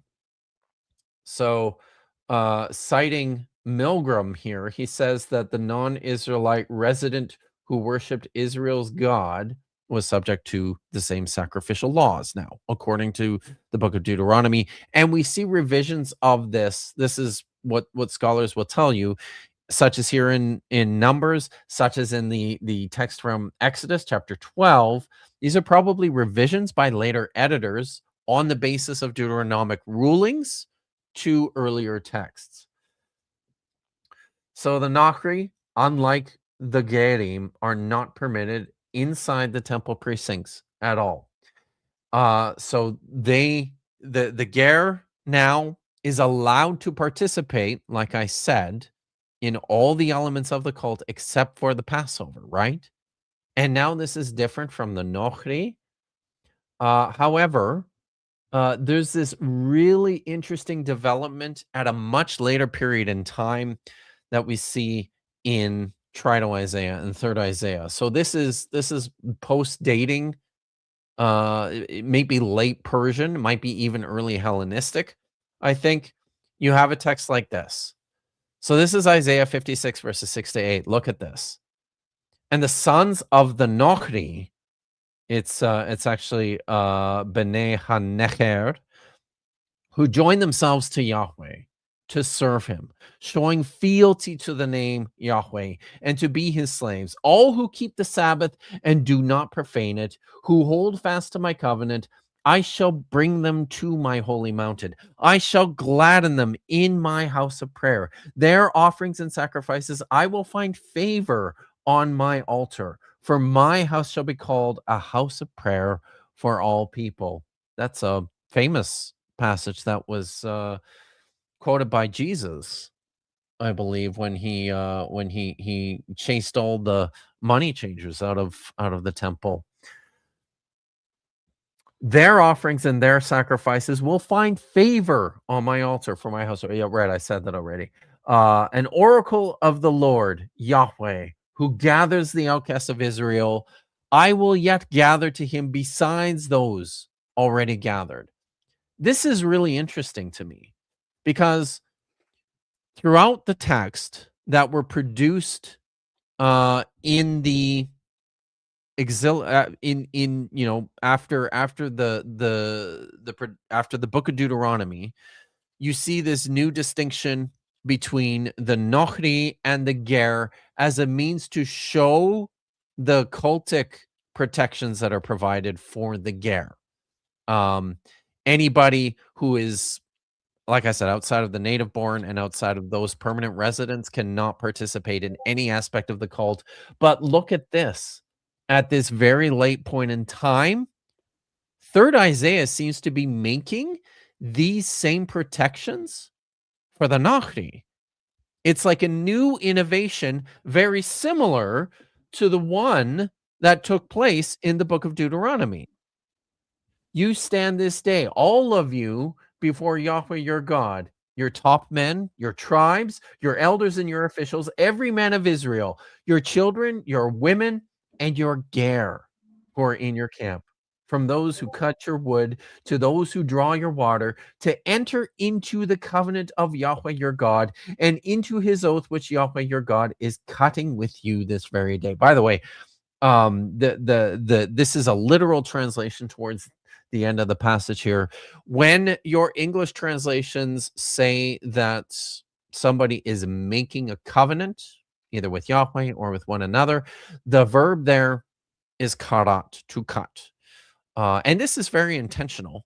It's very visceral. I think it's an excellent perspective of what's actually going on here, because the sign of the covenant with Yahweh in particular is circumcision. It's cutting. It's literally cutting the piece of the foreskin in order to show your fealty to Yahweh. So that's why we see this verb used with making covenants all the way throughout the text. But what's happening in Isaiah 56, verses 6 to 8 with the Nochri looks very similar to what happened with the Ger in Deuteronomy 29, verses 9 to 11. Now, this gets very, very interesting when you compare this text in Isaiah chapter 56 to a contemporary text in Ezekiel chapter 44. Look at this. Say this to the rebels, to the house of Israel. So says the Lord Yahweh. Too long, house of Israel, have you persisted in your abominations by admitting sons of the Nochri, uncircumcised of heart, uncircumcised of flesh, to be in my sanctuary, to profane my house when you offer up my food, fat and blood. They have broken my covenant through all your abominations. You have not kept charge of my sacred watch, but you have appointed these men as keepers of my watch in my sanctuary in your place. Now, can those be two more opposite things on offer here? That's kind of wild, if you ask me. Like y'all aren't even doing ritual practices. You're just having foreigners do it. Yeah. But Isaiah's going, no. The temple's open to everyone. Whether you're circumcised or uncircumcised, you can come in. But I mean, coming in, for instance, like to the temple grounds, like within any of the courtyards, that feels different than Ezekiel talking about appointing foreigners as keepers of the watch in the sanctuary. Like not just showing up to, because it's talking about like these people who I think there's are offering up he ritual does offerings, say but by admitting they're not sons of the Nochri. And it's literally the verb there is the Hifil form of bo. Literally letting them enter in. Like there's two things he's saying there. Yes, he said in the second part of the oracle, it's actually a second oracle there, right? He says you've gone so far as to put them in charge, but before that he says no, you've let them in. You've where is it? Yeah, by admitting the sons of the Nochri. To me, it feels letting like them in. It's not just like letting them in on its own. It's letting them in and replacing like native priesty type things. It's like you're not even doing them, and of course, if they're doing them, they must be doing them wrong, and it's making it profane. So it's like you're letting strangers in to do the stuff you should be doing, and they're not even doing it right, which is like effing up the whole system. So, because it's like keepers of my watch, my sanctuary in your place. So it's like you don't even want to do it. Yeah. Like, maybe they're lazy, maybe they just don't care. It feels like there's a difference in like what the base problem is.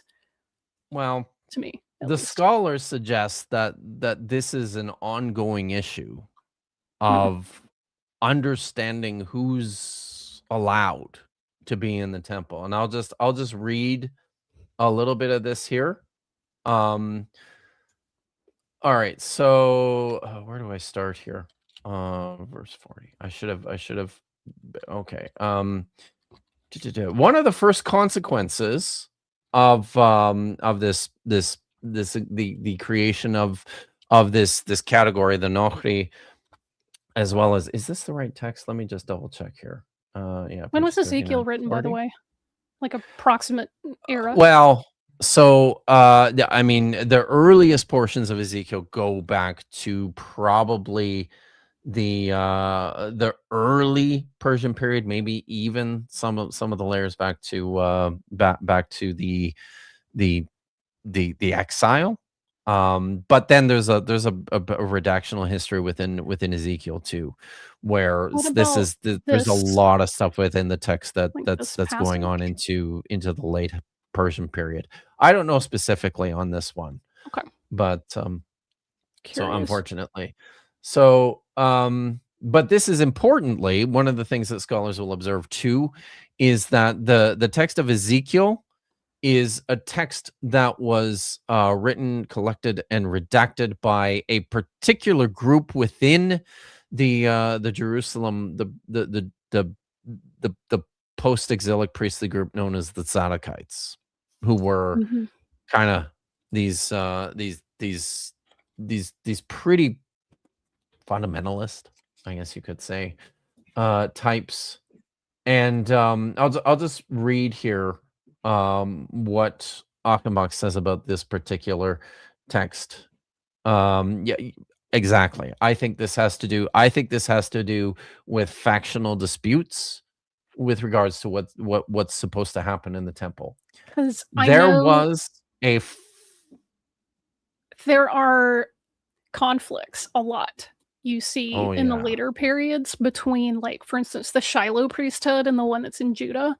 And Mhm. after, Ezra, Nehemiah, Josiah, they're like, oh no, we're doing everything in Jerusalem. Everything is here. No more Yep. altars anywhere else. Then suddenly the priesthood, who had been up in the hill country, up in, like, the northern part of the region, it's like, oh, well then what are they gonna do? And Yeah. if you have a people who have been occupied and a bunch of their folks taken away or whatever by Assyrians, then in a way they are strangers, Like, they had a lot of their cultural and ritual life interrupted as it relates to Judah. So, like, we were talking about this a little bit before the stream, is there a distinction here between Ger, meaning someone who's not of Israel or Judah? Or is it Ger who is, hey, maybe it's a northern country person that is trying to, like, do cultural and ritual things with Judah, and for whatever reason that's not seen as being in the same camp. Yeah. So there was a fundamental opposition, I'm just reading here from Achenbach's article, to this religious and political move to open the temple to non-Israelites. The opposition took place within Zadokite circles, who staked out their position by means of their Fortschreibung of the message of the book of Ezekiel in Ezekiel 44, verses 5 to 15. Can you For these translate that German? priests, yeah, no, I have to look that one up. Let's ignore it. For these priests, I'm sure it's not the important. admission, it's not. The admission of foreigners in the sense of non-resident aliens to the cult is a horrible to'eva. And then he just cites this passage here. The radical Zadokites blame the Levitical priests of the Jerusalem temple, whom they consider to be representatives of the rebellious house of Israel, for having broken the covenant by giving their permission to foreigners to bring their offerings. Michael Fishbane has pointed out that indeed the fact that the oracle in Isaiah 56 permits all strangers, B'nai Necher, to serve in the shrine, while that in Ezekiel 44 restricts cultic roles to certain groups, suggests that we have here hit upon a live post-exilic issue. It has been realized by several scholars that Isaiah 56, 1 to 8, and Ezekiel 44, 6 to 15 represent different scribal sources from opposing priestly parties arguing with each other in an ongoing dispute during the second half of the 5th century.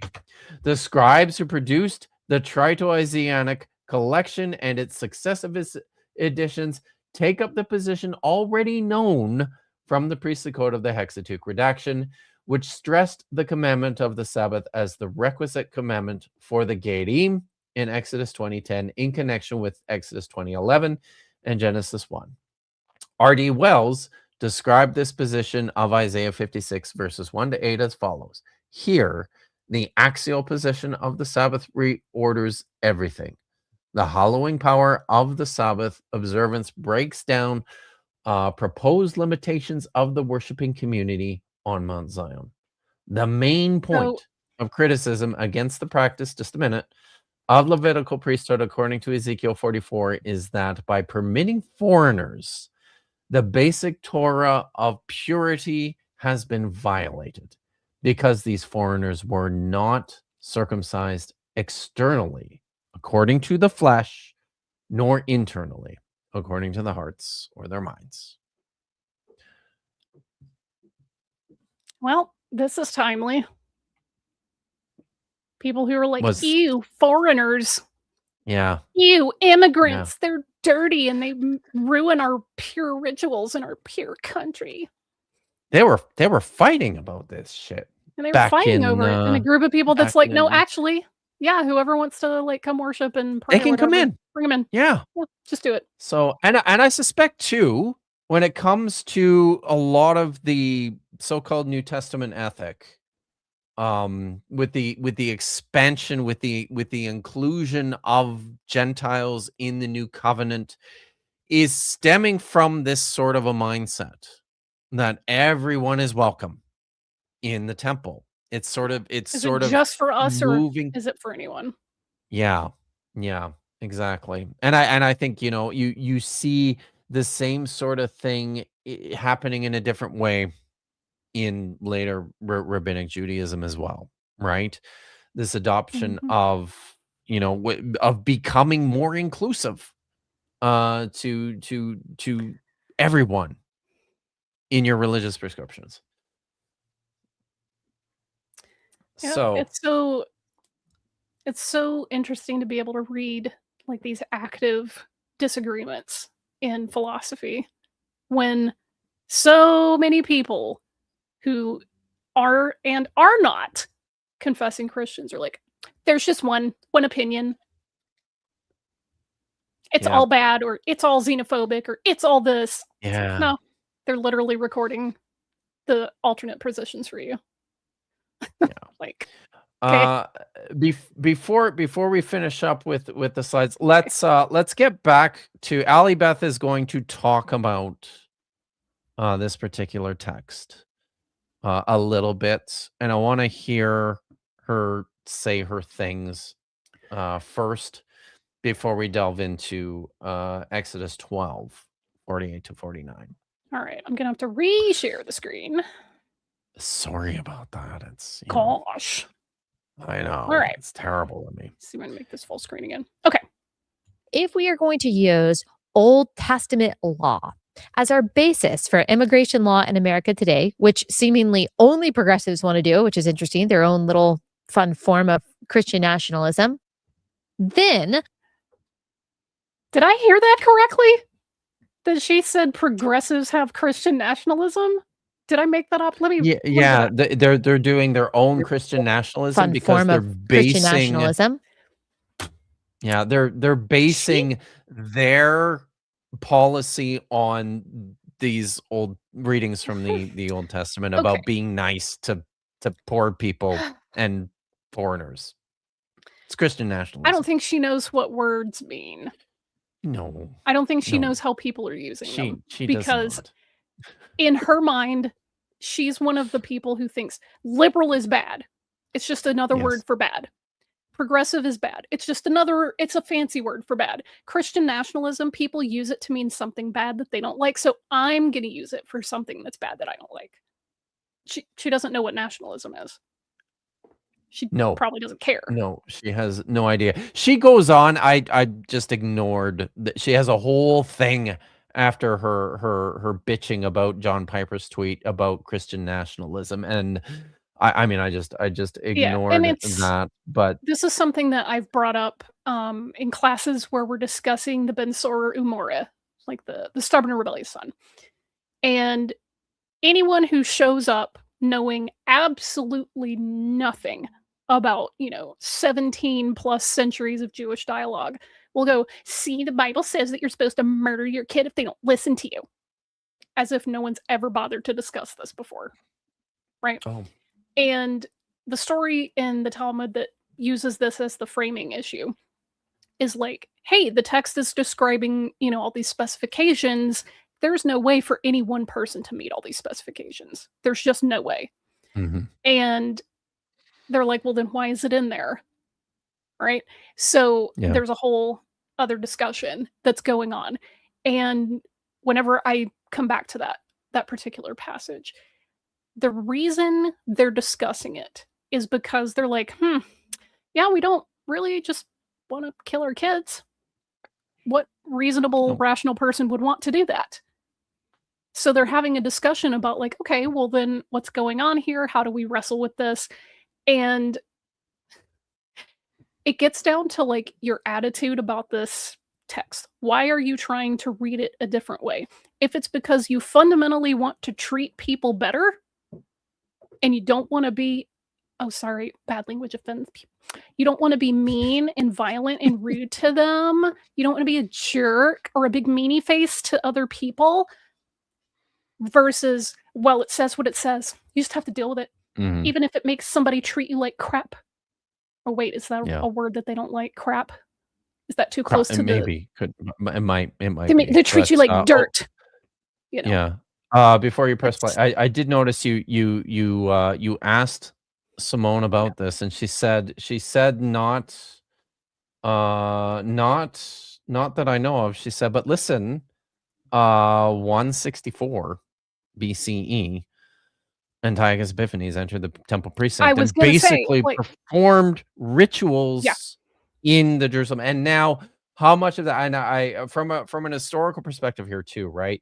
The sources we have of this are not great. They're it's all Hasmonean propaganda.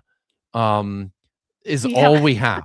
That's where I was going with that. So what actually happened?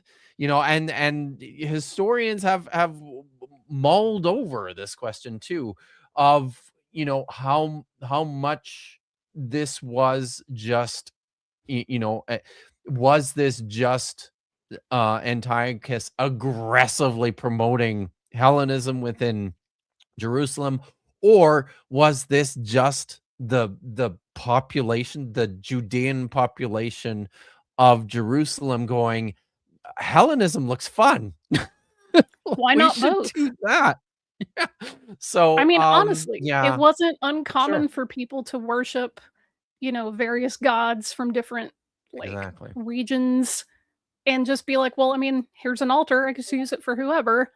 That wasn't some weirdo idea at the time. It was actually kind of weird for people to go, no, this is exclusively one god's altar and one god's cult. That was kind of the weird idea. Hashtag. Yeah. But it was. It's like, so Simone had earlier brought up Maccabees, and that's where I was starting to go with that. Is like, okay, well, during the Hellenistic period, we have these other people coming in. We have, quote, Judean compromisers and Hellenists that are doing things that aren't great, but this could very well fit within that particular cultural milieu. Is these two prophets arguing about, is that okay or not? Yeah. So, all right. Okay. Press play. Right. Yes. Then we need to look at the whole thing, because there was no tolerance of illegal immigration in ancient Israel. They didn't have illegal immigration, Allie Beth. That's not something that existed. Yeah, no. Because they didn't have nation states. Okay. No. Oh my God. This is so frustrating. None. If you were a migrant. I mean, there was lots of different definitions of sojourners and foreigners and merchants just passing through and all of that. But if you were to live among the Israelites, you were required to be circumcised. That would be a good deterrent, actually. Like you don't have to be circumcised. It's just if you want to participate in like Passover. Yeah. And if she's going, that would be a good idea, actually, to make circumcision. Here she is advocating for people. Hey, if you're going to illegally immigrate into the United States at the border, you're going to be circumcised. Does she know how many Christians circumcise their kids? Do you think she knows that there's a lot or not many? So I'm. Do you think she knows at all? Does she think that's just a Jewish thing? I suspect. I mean, that she's advocating for it, right? She's saying this is something we should be doing. Well, that would be a good barrier. So okay, yeah. So then, again, follow this to its logical conclusion.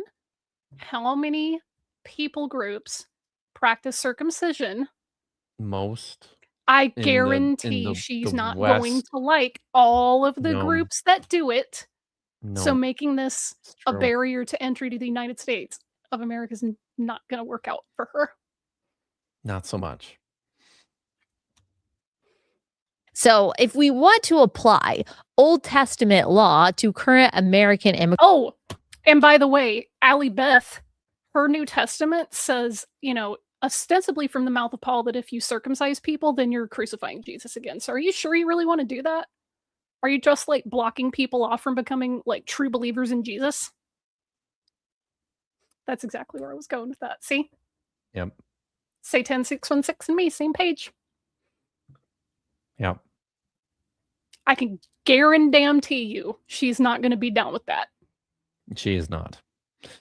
Press play. Okay.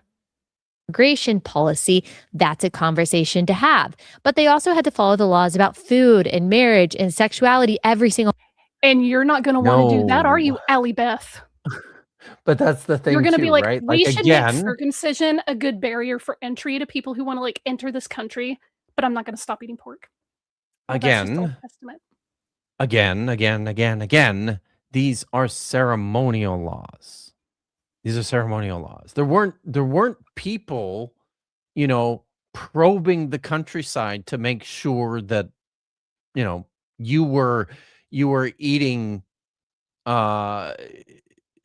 beef instead of pork. Entire pits of pig bones in this area. We know that they were eating pigs. Yeah. Religion for Breakfast has a whole video on the development of the pork taboo. Yeah. So, yeah, I guarantee you she's not going to want to keep the Sabbath. She's not going to want to stop eating pork and shellfish or whatever things. She just wants to treat immigrants like dirt because they don't do it the right way. See, it does sort of sound like this, Anjar. which is the worst timeline. So one of them. We can also see throughout the Old Testament this principle, and I just thought of this today. I wish I would have written this in my book, but something that we see over and over again in the Old Testament is that lawlessness equals lawlessness. So what? Did she really just think she had something there? She did. No walls, no laws. Ugh, nailed it.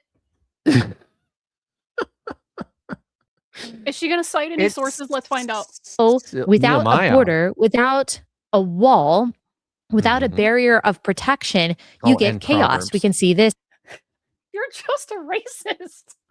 Mm-hmm. She's just a racist. See, the border wall's good, actually, because it protects us from the evil, lawless foreigners. Yeah. Great. Canadians are evil, lawless foreigners, too. Oh, wait. Uh-oh. Yeah, she did. She's just a racist. This is ridiculous. It's in the book of Nehemiah, how a strong border was a signal to the enemies. Hey, don't mess with us. Don't mess with our women. Allie Beth, Do you know it was just the cities that were walled and not an entire freaking country? I'm not sure. That's expensive. She understands that. Yes, it's quite something. Yeah. Woo! This is awful. Don't mess with It really our is. children, because this is a symbol of God's. I just needed to stare into the camera a second when she's like, "We need to protect our children." Who'd you vote for, Allie Beth? Provision for us. In fact, we read in Proverbs that a city or a man without self-control is like a city without walls, because you're chaotic. You're a danger to those around you. Why is it that the man without self-control? Is it because he hurts other people? Do you think maybe that's where they were going with that? Rather than other people are hurting him? Because that's self-control, not boundaries. I don't think she knows what those are either, but whatever. I'm sad, Lieutenant Matt the Navigator, Oh no, that you have lost power. Lost power. So hopefully it comes back right away. And Ninjester for $2. Darn Israelites! Freaking laws. But see, God said that they could take it over. Oh my gosh, it's okay to commit genocide when God says so. You can break those walls. That's all good. the Great Wall of Israel. Yeah. Yeah, exactly. And this is the thing. Daniel's correct. They're expensive to build, expensive to maintain, expensive to staff. Hadrian's Wall didn't last that long. Sure didn't. Yeah. I mean, still, right? They just always have been, and they always will be, because I mean, that's kind of what they're discovering on the southern border there of the U.S. as well. And there's other. Think of the Berlin Wall, famously effective wall that they had to they literally mowed down it's like 30 or 40 meters on either side of this wall where nothing lived, just nothing. It was just a dead zone, because that's the place where they want to see you so they can kill you on sight. I have a whole thing about, they're trying to build a wall in they're trying to build a wall in Jerusalem, right, to separate the West Bank from it's all it's but see, here's the thing. Here's what's funny about that.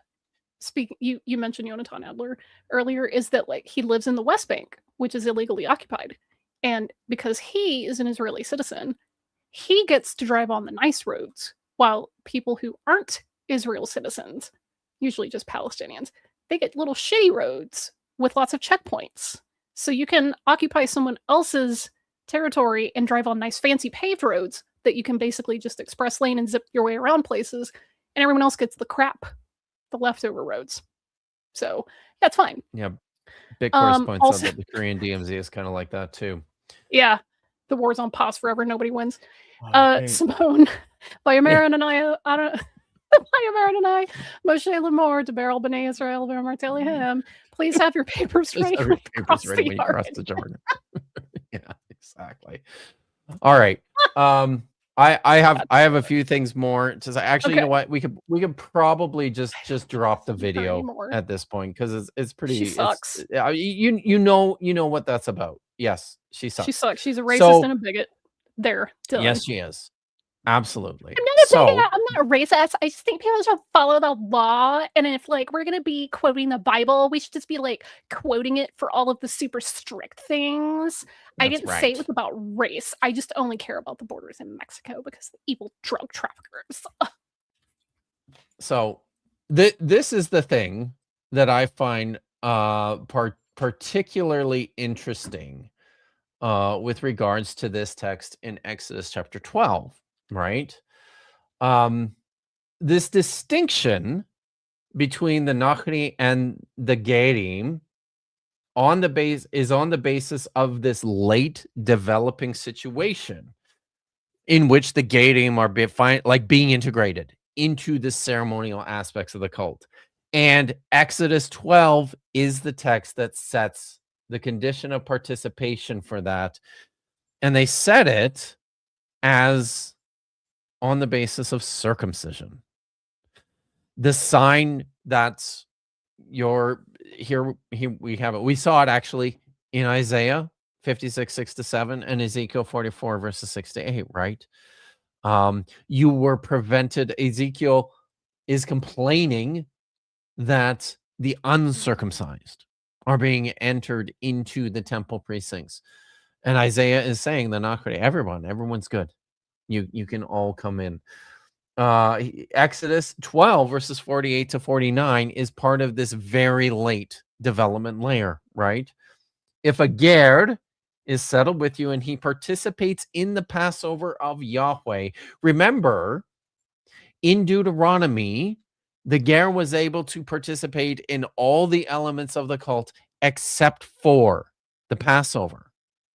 This is another change, right? A change later in time, including the Ger as, a participant in the Passover is made on this condition. All his males are to be circumcised. Only then may he approach to participate. Only then shall he be like a native of the land. But all those uncircumcised shall not eat with you. There shall be one Torah for the native and for the Ger who is among you. So I mean, that means Egyptians are good. They practice circumcision. I guess that's true. That's probably true, right? So did I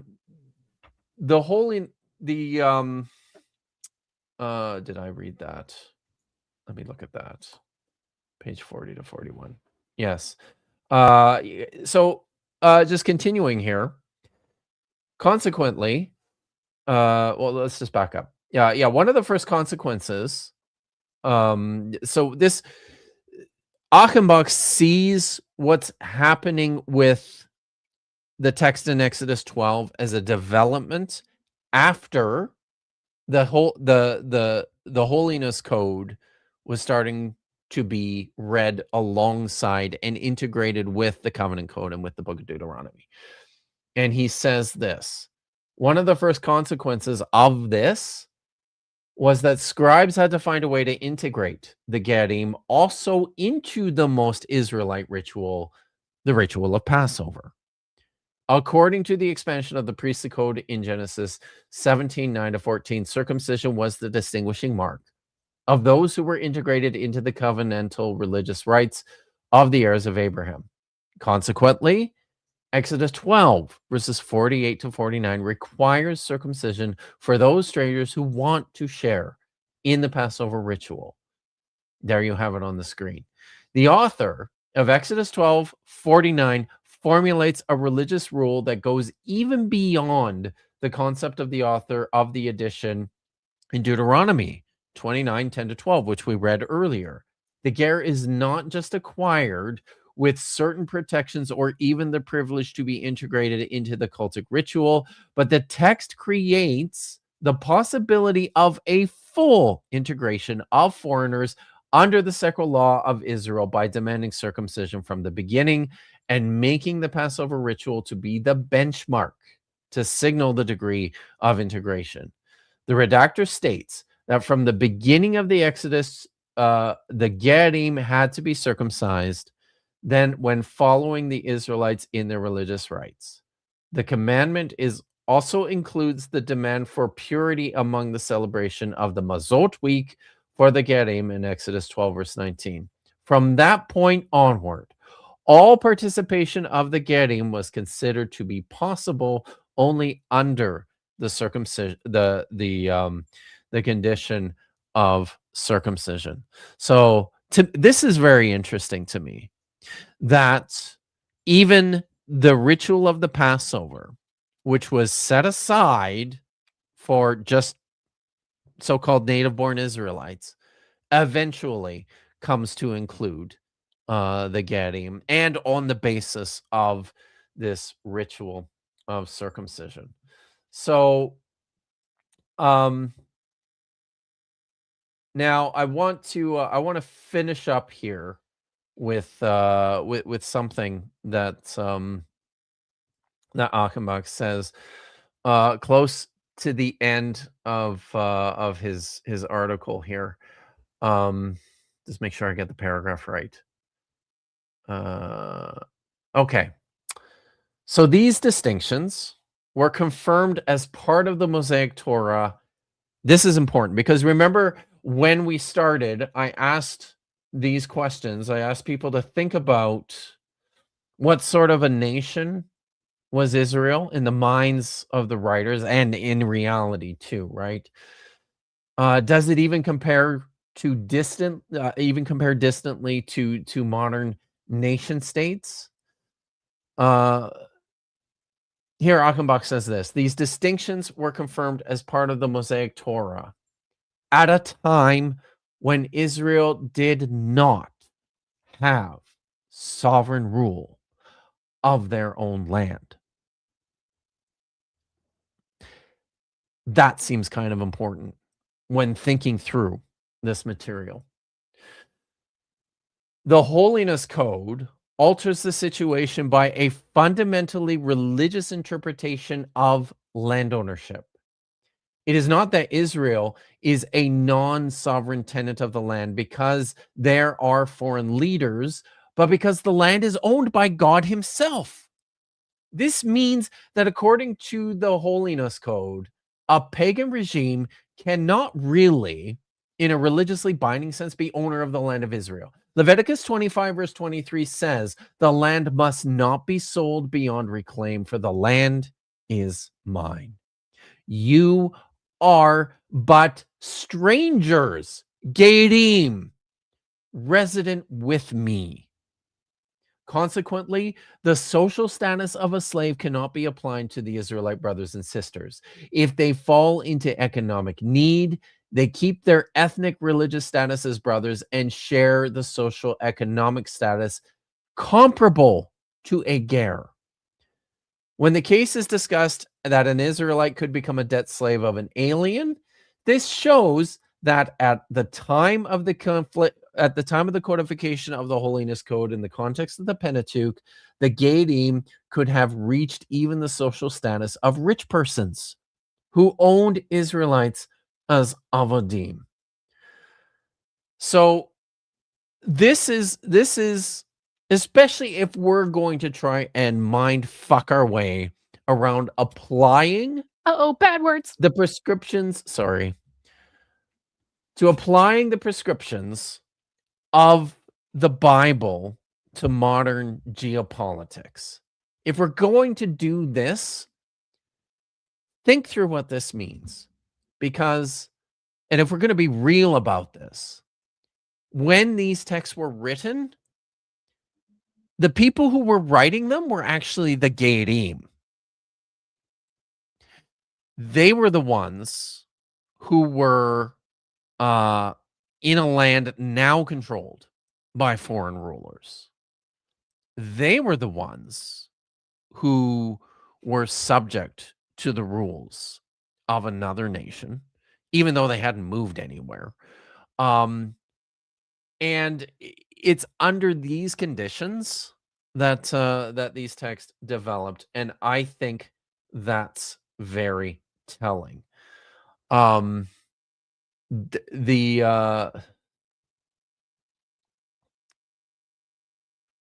think that's it. Yeah. The land cannot be owned by pagan rulers. It belongs to Yahweh. Special conditions that do not ever apply to any other territories or governments, importantly.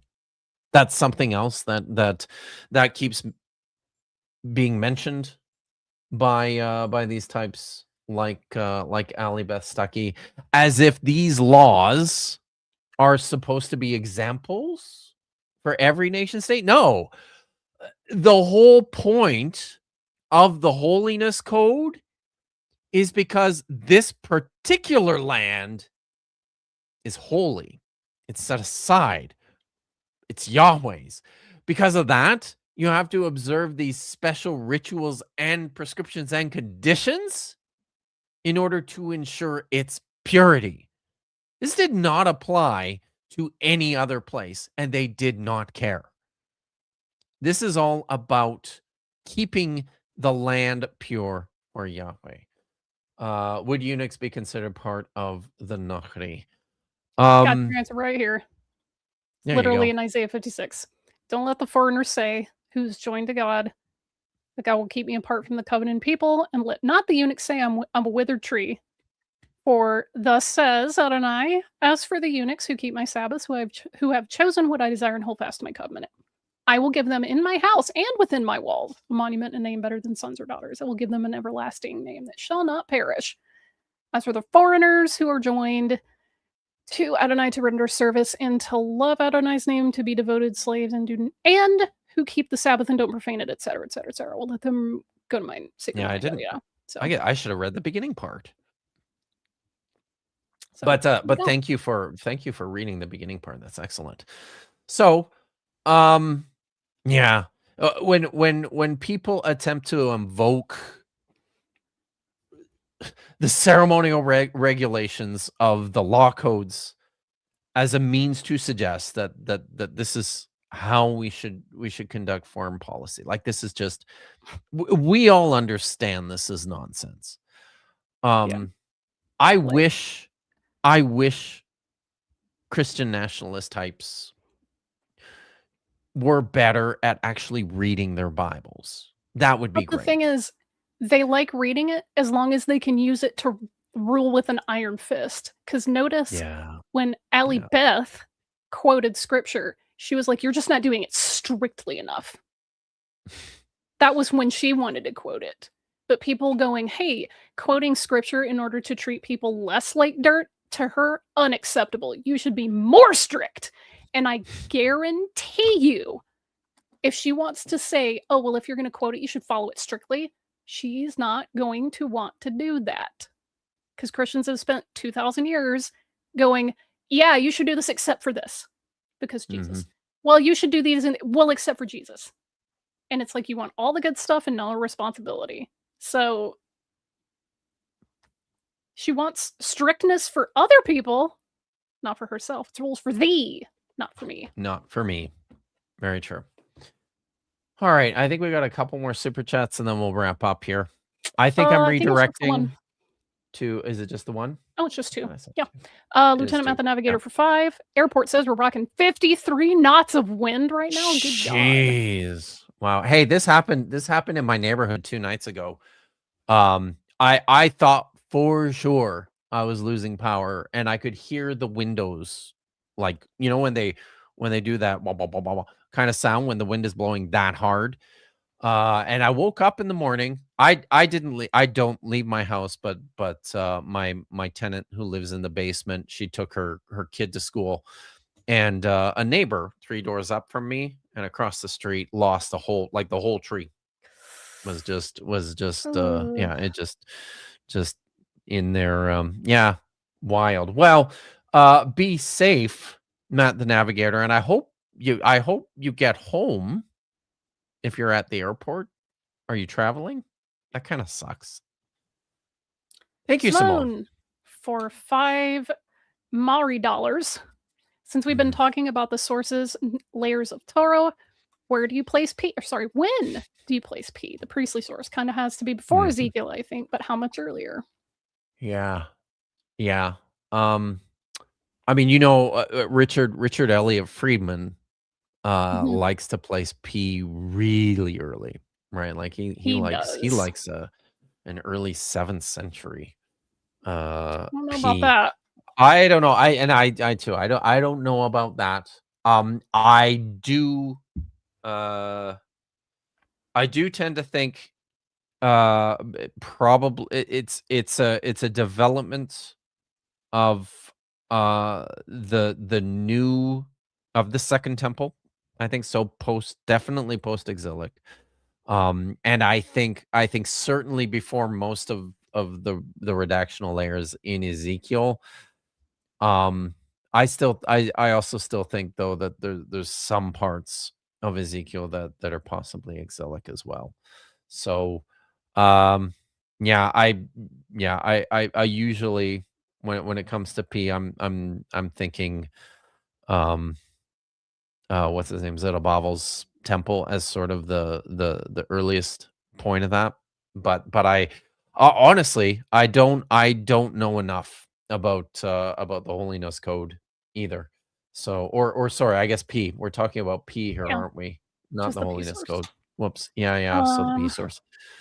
So yeah. Lieutenant Okay. Mathanaga goes on to clarify that they're not endorsing this misogynistic way of thinking, but just to make mention of it, if Allie Beth was universally following Christian scripture, she wouldn't be trying to correct a man on theology, She but she sure cherry picks the wouldn't. part she likes. The thing is, That's true. And you know every what? single person who interacts with the text is selective about what they follow and what they consider relevant to their community. Every single person.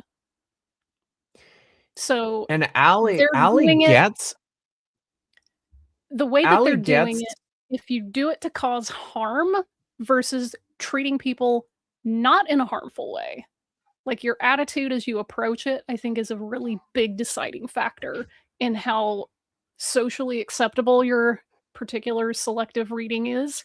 But you can't not be selective because it's not Allie gets univocal. Sorry. Allie do gets it. blowback from that too. Like Does she? within her own camp. Yeah, there are guys like you know the from the Doug Wilson types. Those guys Oh, the are guys who are like even they're actually like for real even more turbo racist than she is? Yeah. yes They're just out the about it. men she aspires to Yeah.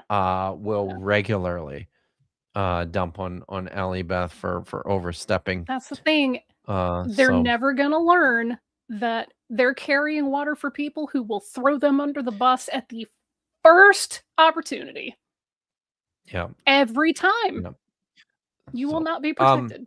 So I'm sorry. I'm simply sorry, speaking. Simone. I don't know why. I don't know why. I think I was just so focused on Mhm. the holiness code that I was thinking holiness code. And now I also think P is the pre-exilic at its earliest stage. And one of the reasons I stick to this is because I think that oracle in Jeremiah chapter 4 is like relatively close to an authentic Jeremianic oracle, and he's quoting. I mean, he's citing the P creation story. It's right in there. Mm, So yeah. that's part of my rationale for that.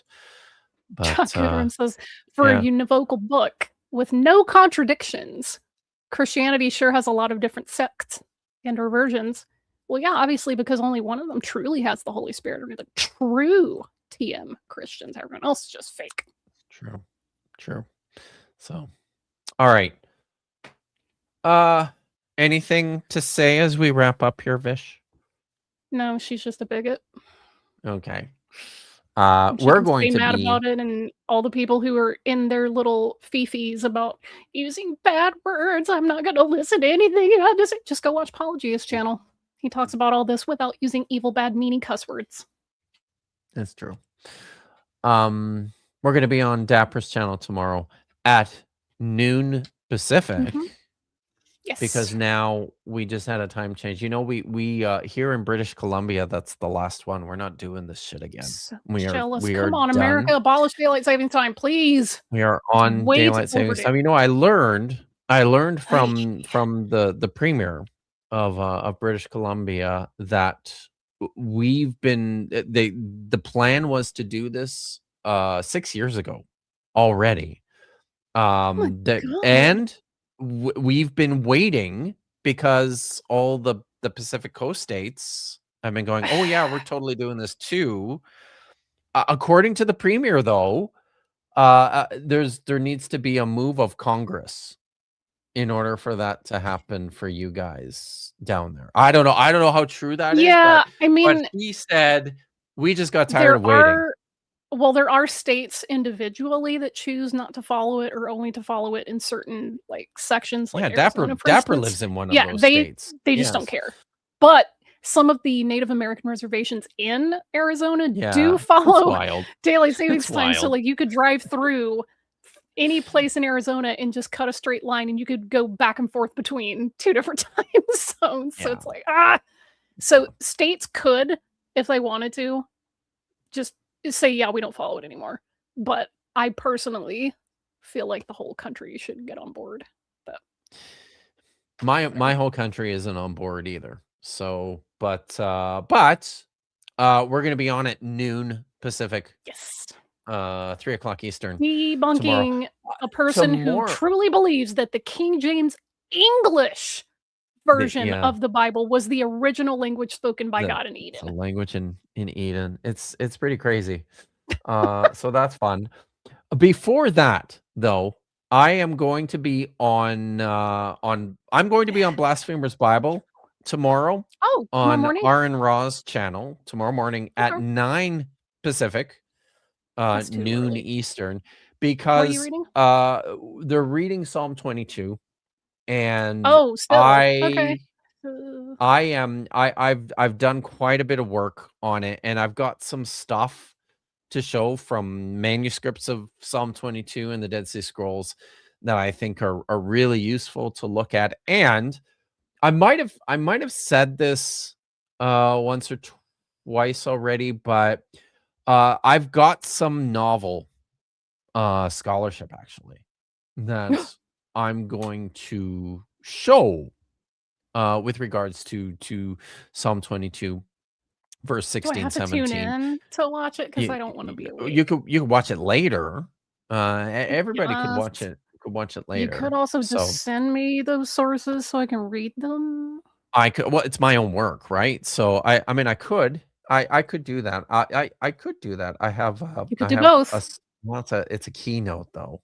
I haven't actually written this out. So far, these are just my observations of photographs. So, but I'd like to write this out. Maybe present this as a paper and write it up in an article at some point. Cool. But do it. But I think it's pretty cool. So tune in tomorrow for that, and then I think that is it for us. I feel like Are you doing your Saturday evening show tomorrow? No, that was last weekend. Okay. So we'll be yeah, we're not back for Budget Scripture Saturday this weekend. And I'm just checking my calendar to make sure I'm not missing anything, because I just suddenly had a thought that maybe I booked myself onto something and forgot. So no. Okay. We're good. Yes. I will say though, I am working pretty hard right now on editing a video that I made with Dr. Josh and Dr. Christy Cobb about slavery in the New Testament, and it's going pretty well so far. The plan is to have that available for channel members and patrons before the end of the month. So within the next week or two, I would like to have that done and available. I think it's pretty great. If you join the channel, or if you join my Patreon, you get access to this stuff commercial free ahead of time before everybody else. So yeah, that's coming. All right. Woo-hoo. Well, I'm gonna go and play Viscount Lieutenant Vrelax of the Starship Kongzi in Starship Enterprise, Tabletop starting in 25 minutes. Yeah, it's gonna be daylight when we start tonight. That's weird. I know. So come watch, everyone, and be good. I can actually walk to shul in the daylight. Well, yeah, right. That's awesome. Very nice. Woo. So cool. That's good. So look after yourselves. Woo. Okay. And look after. Be excellent to each other. And as always, hot tikva.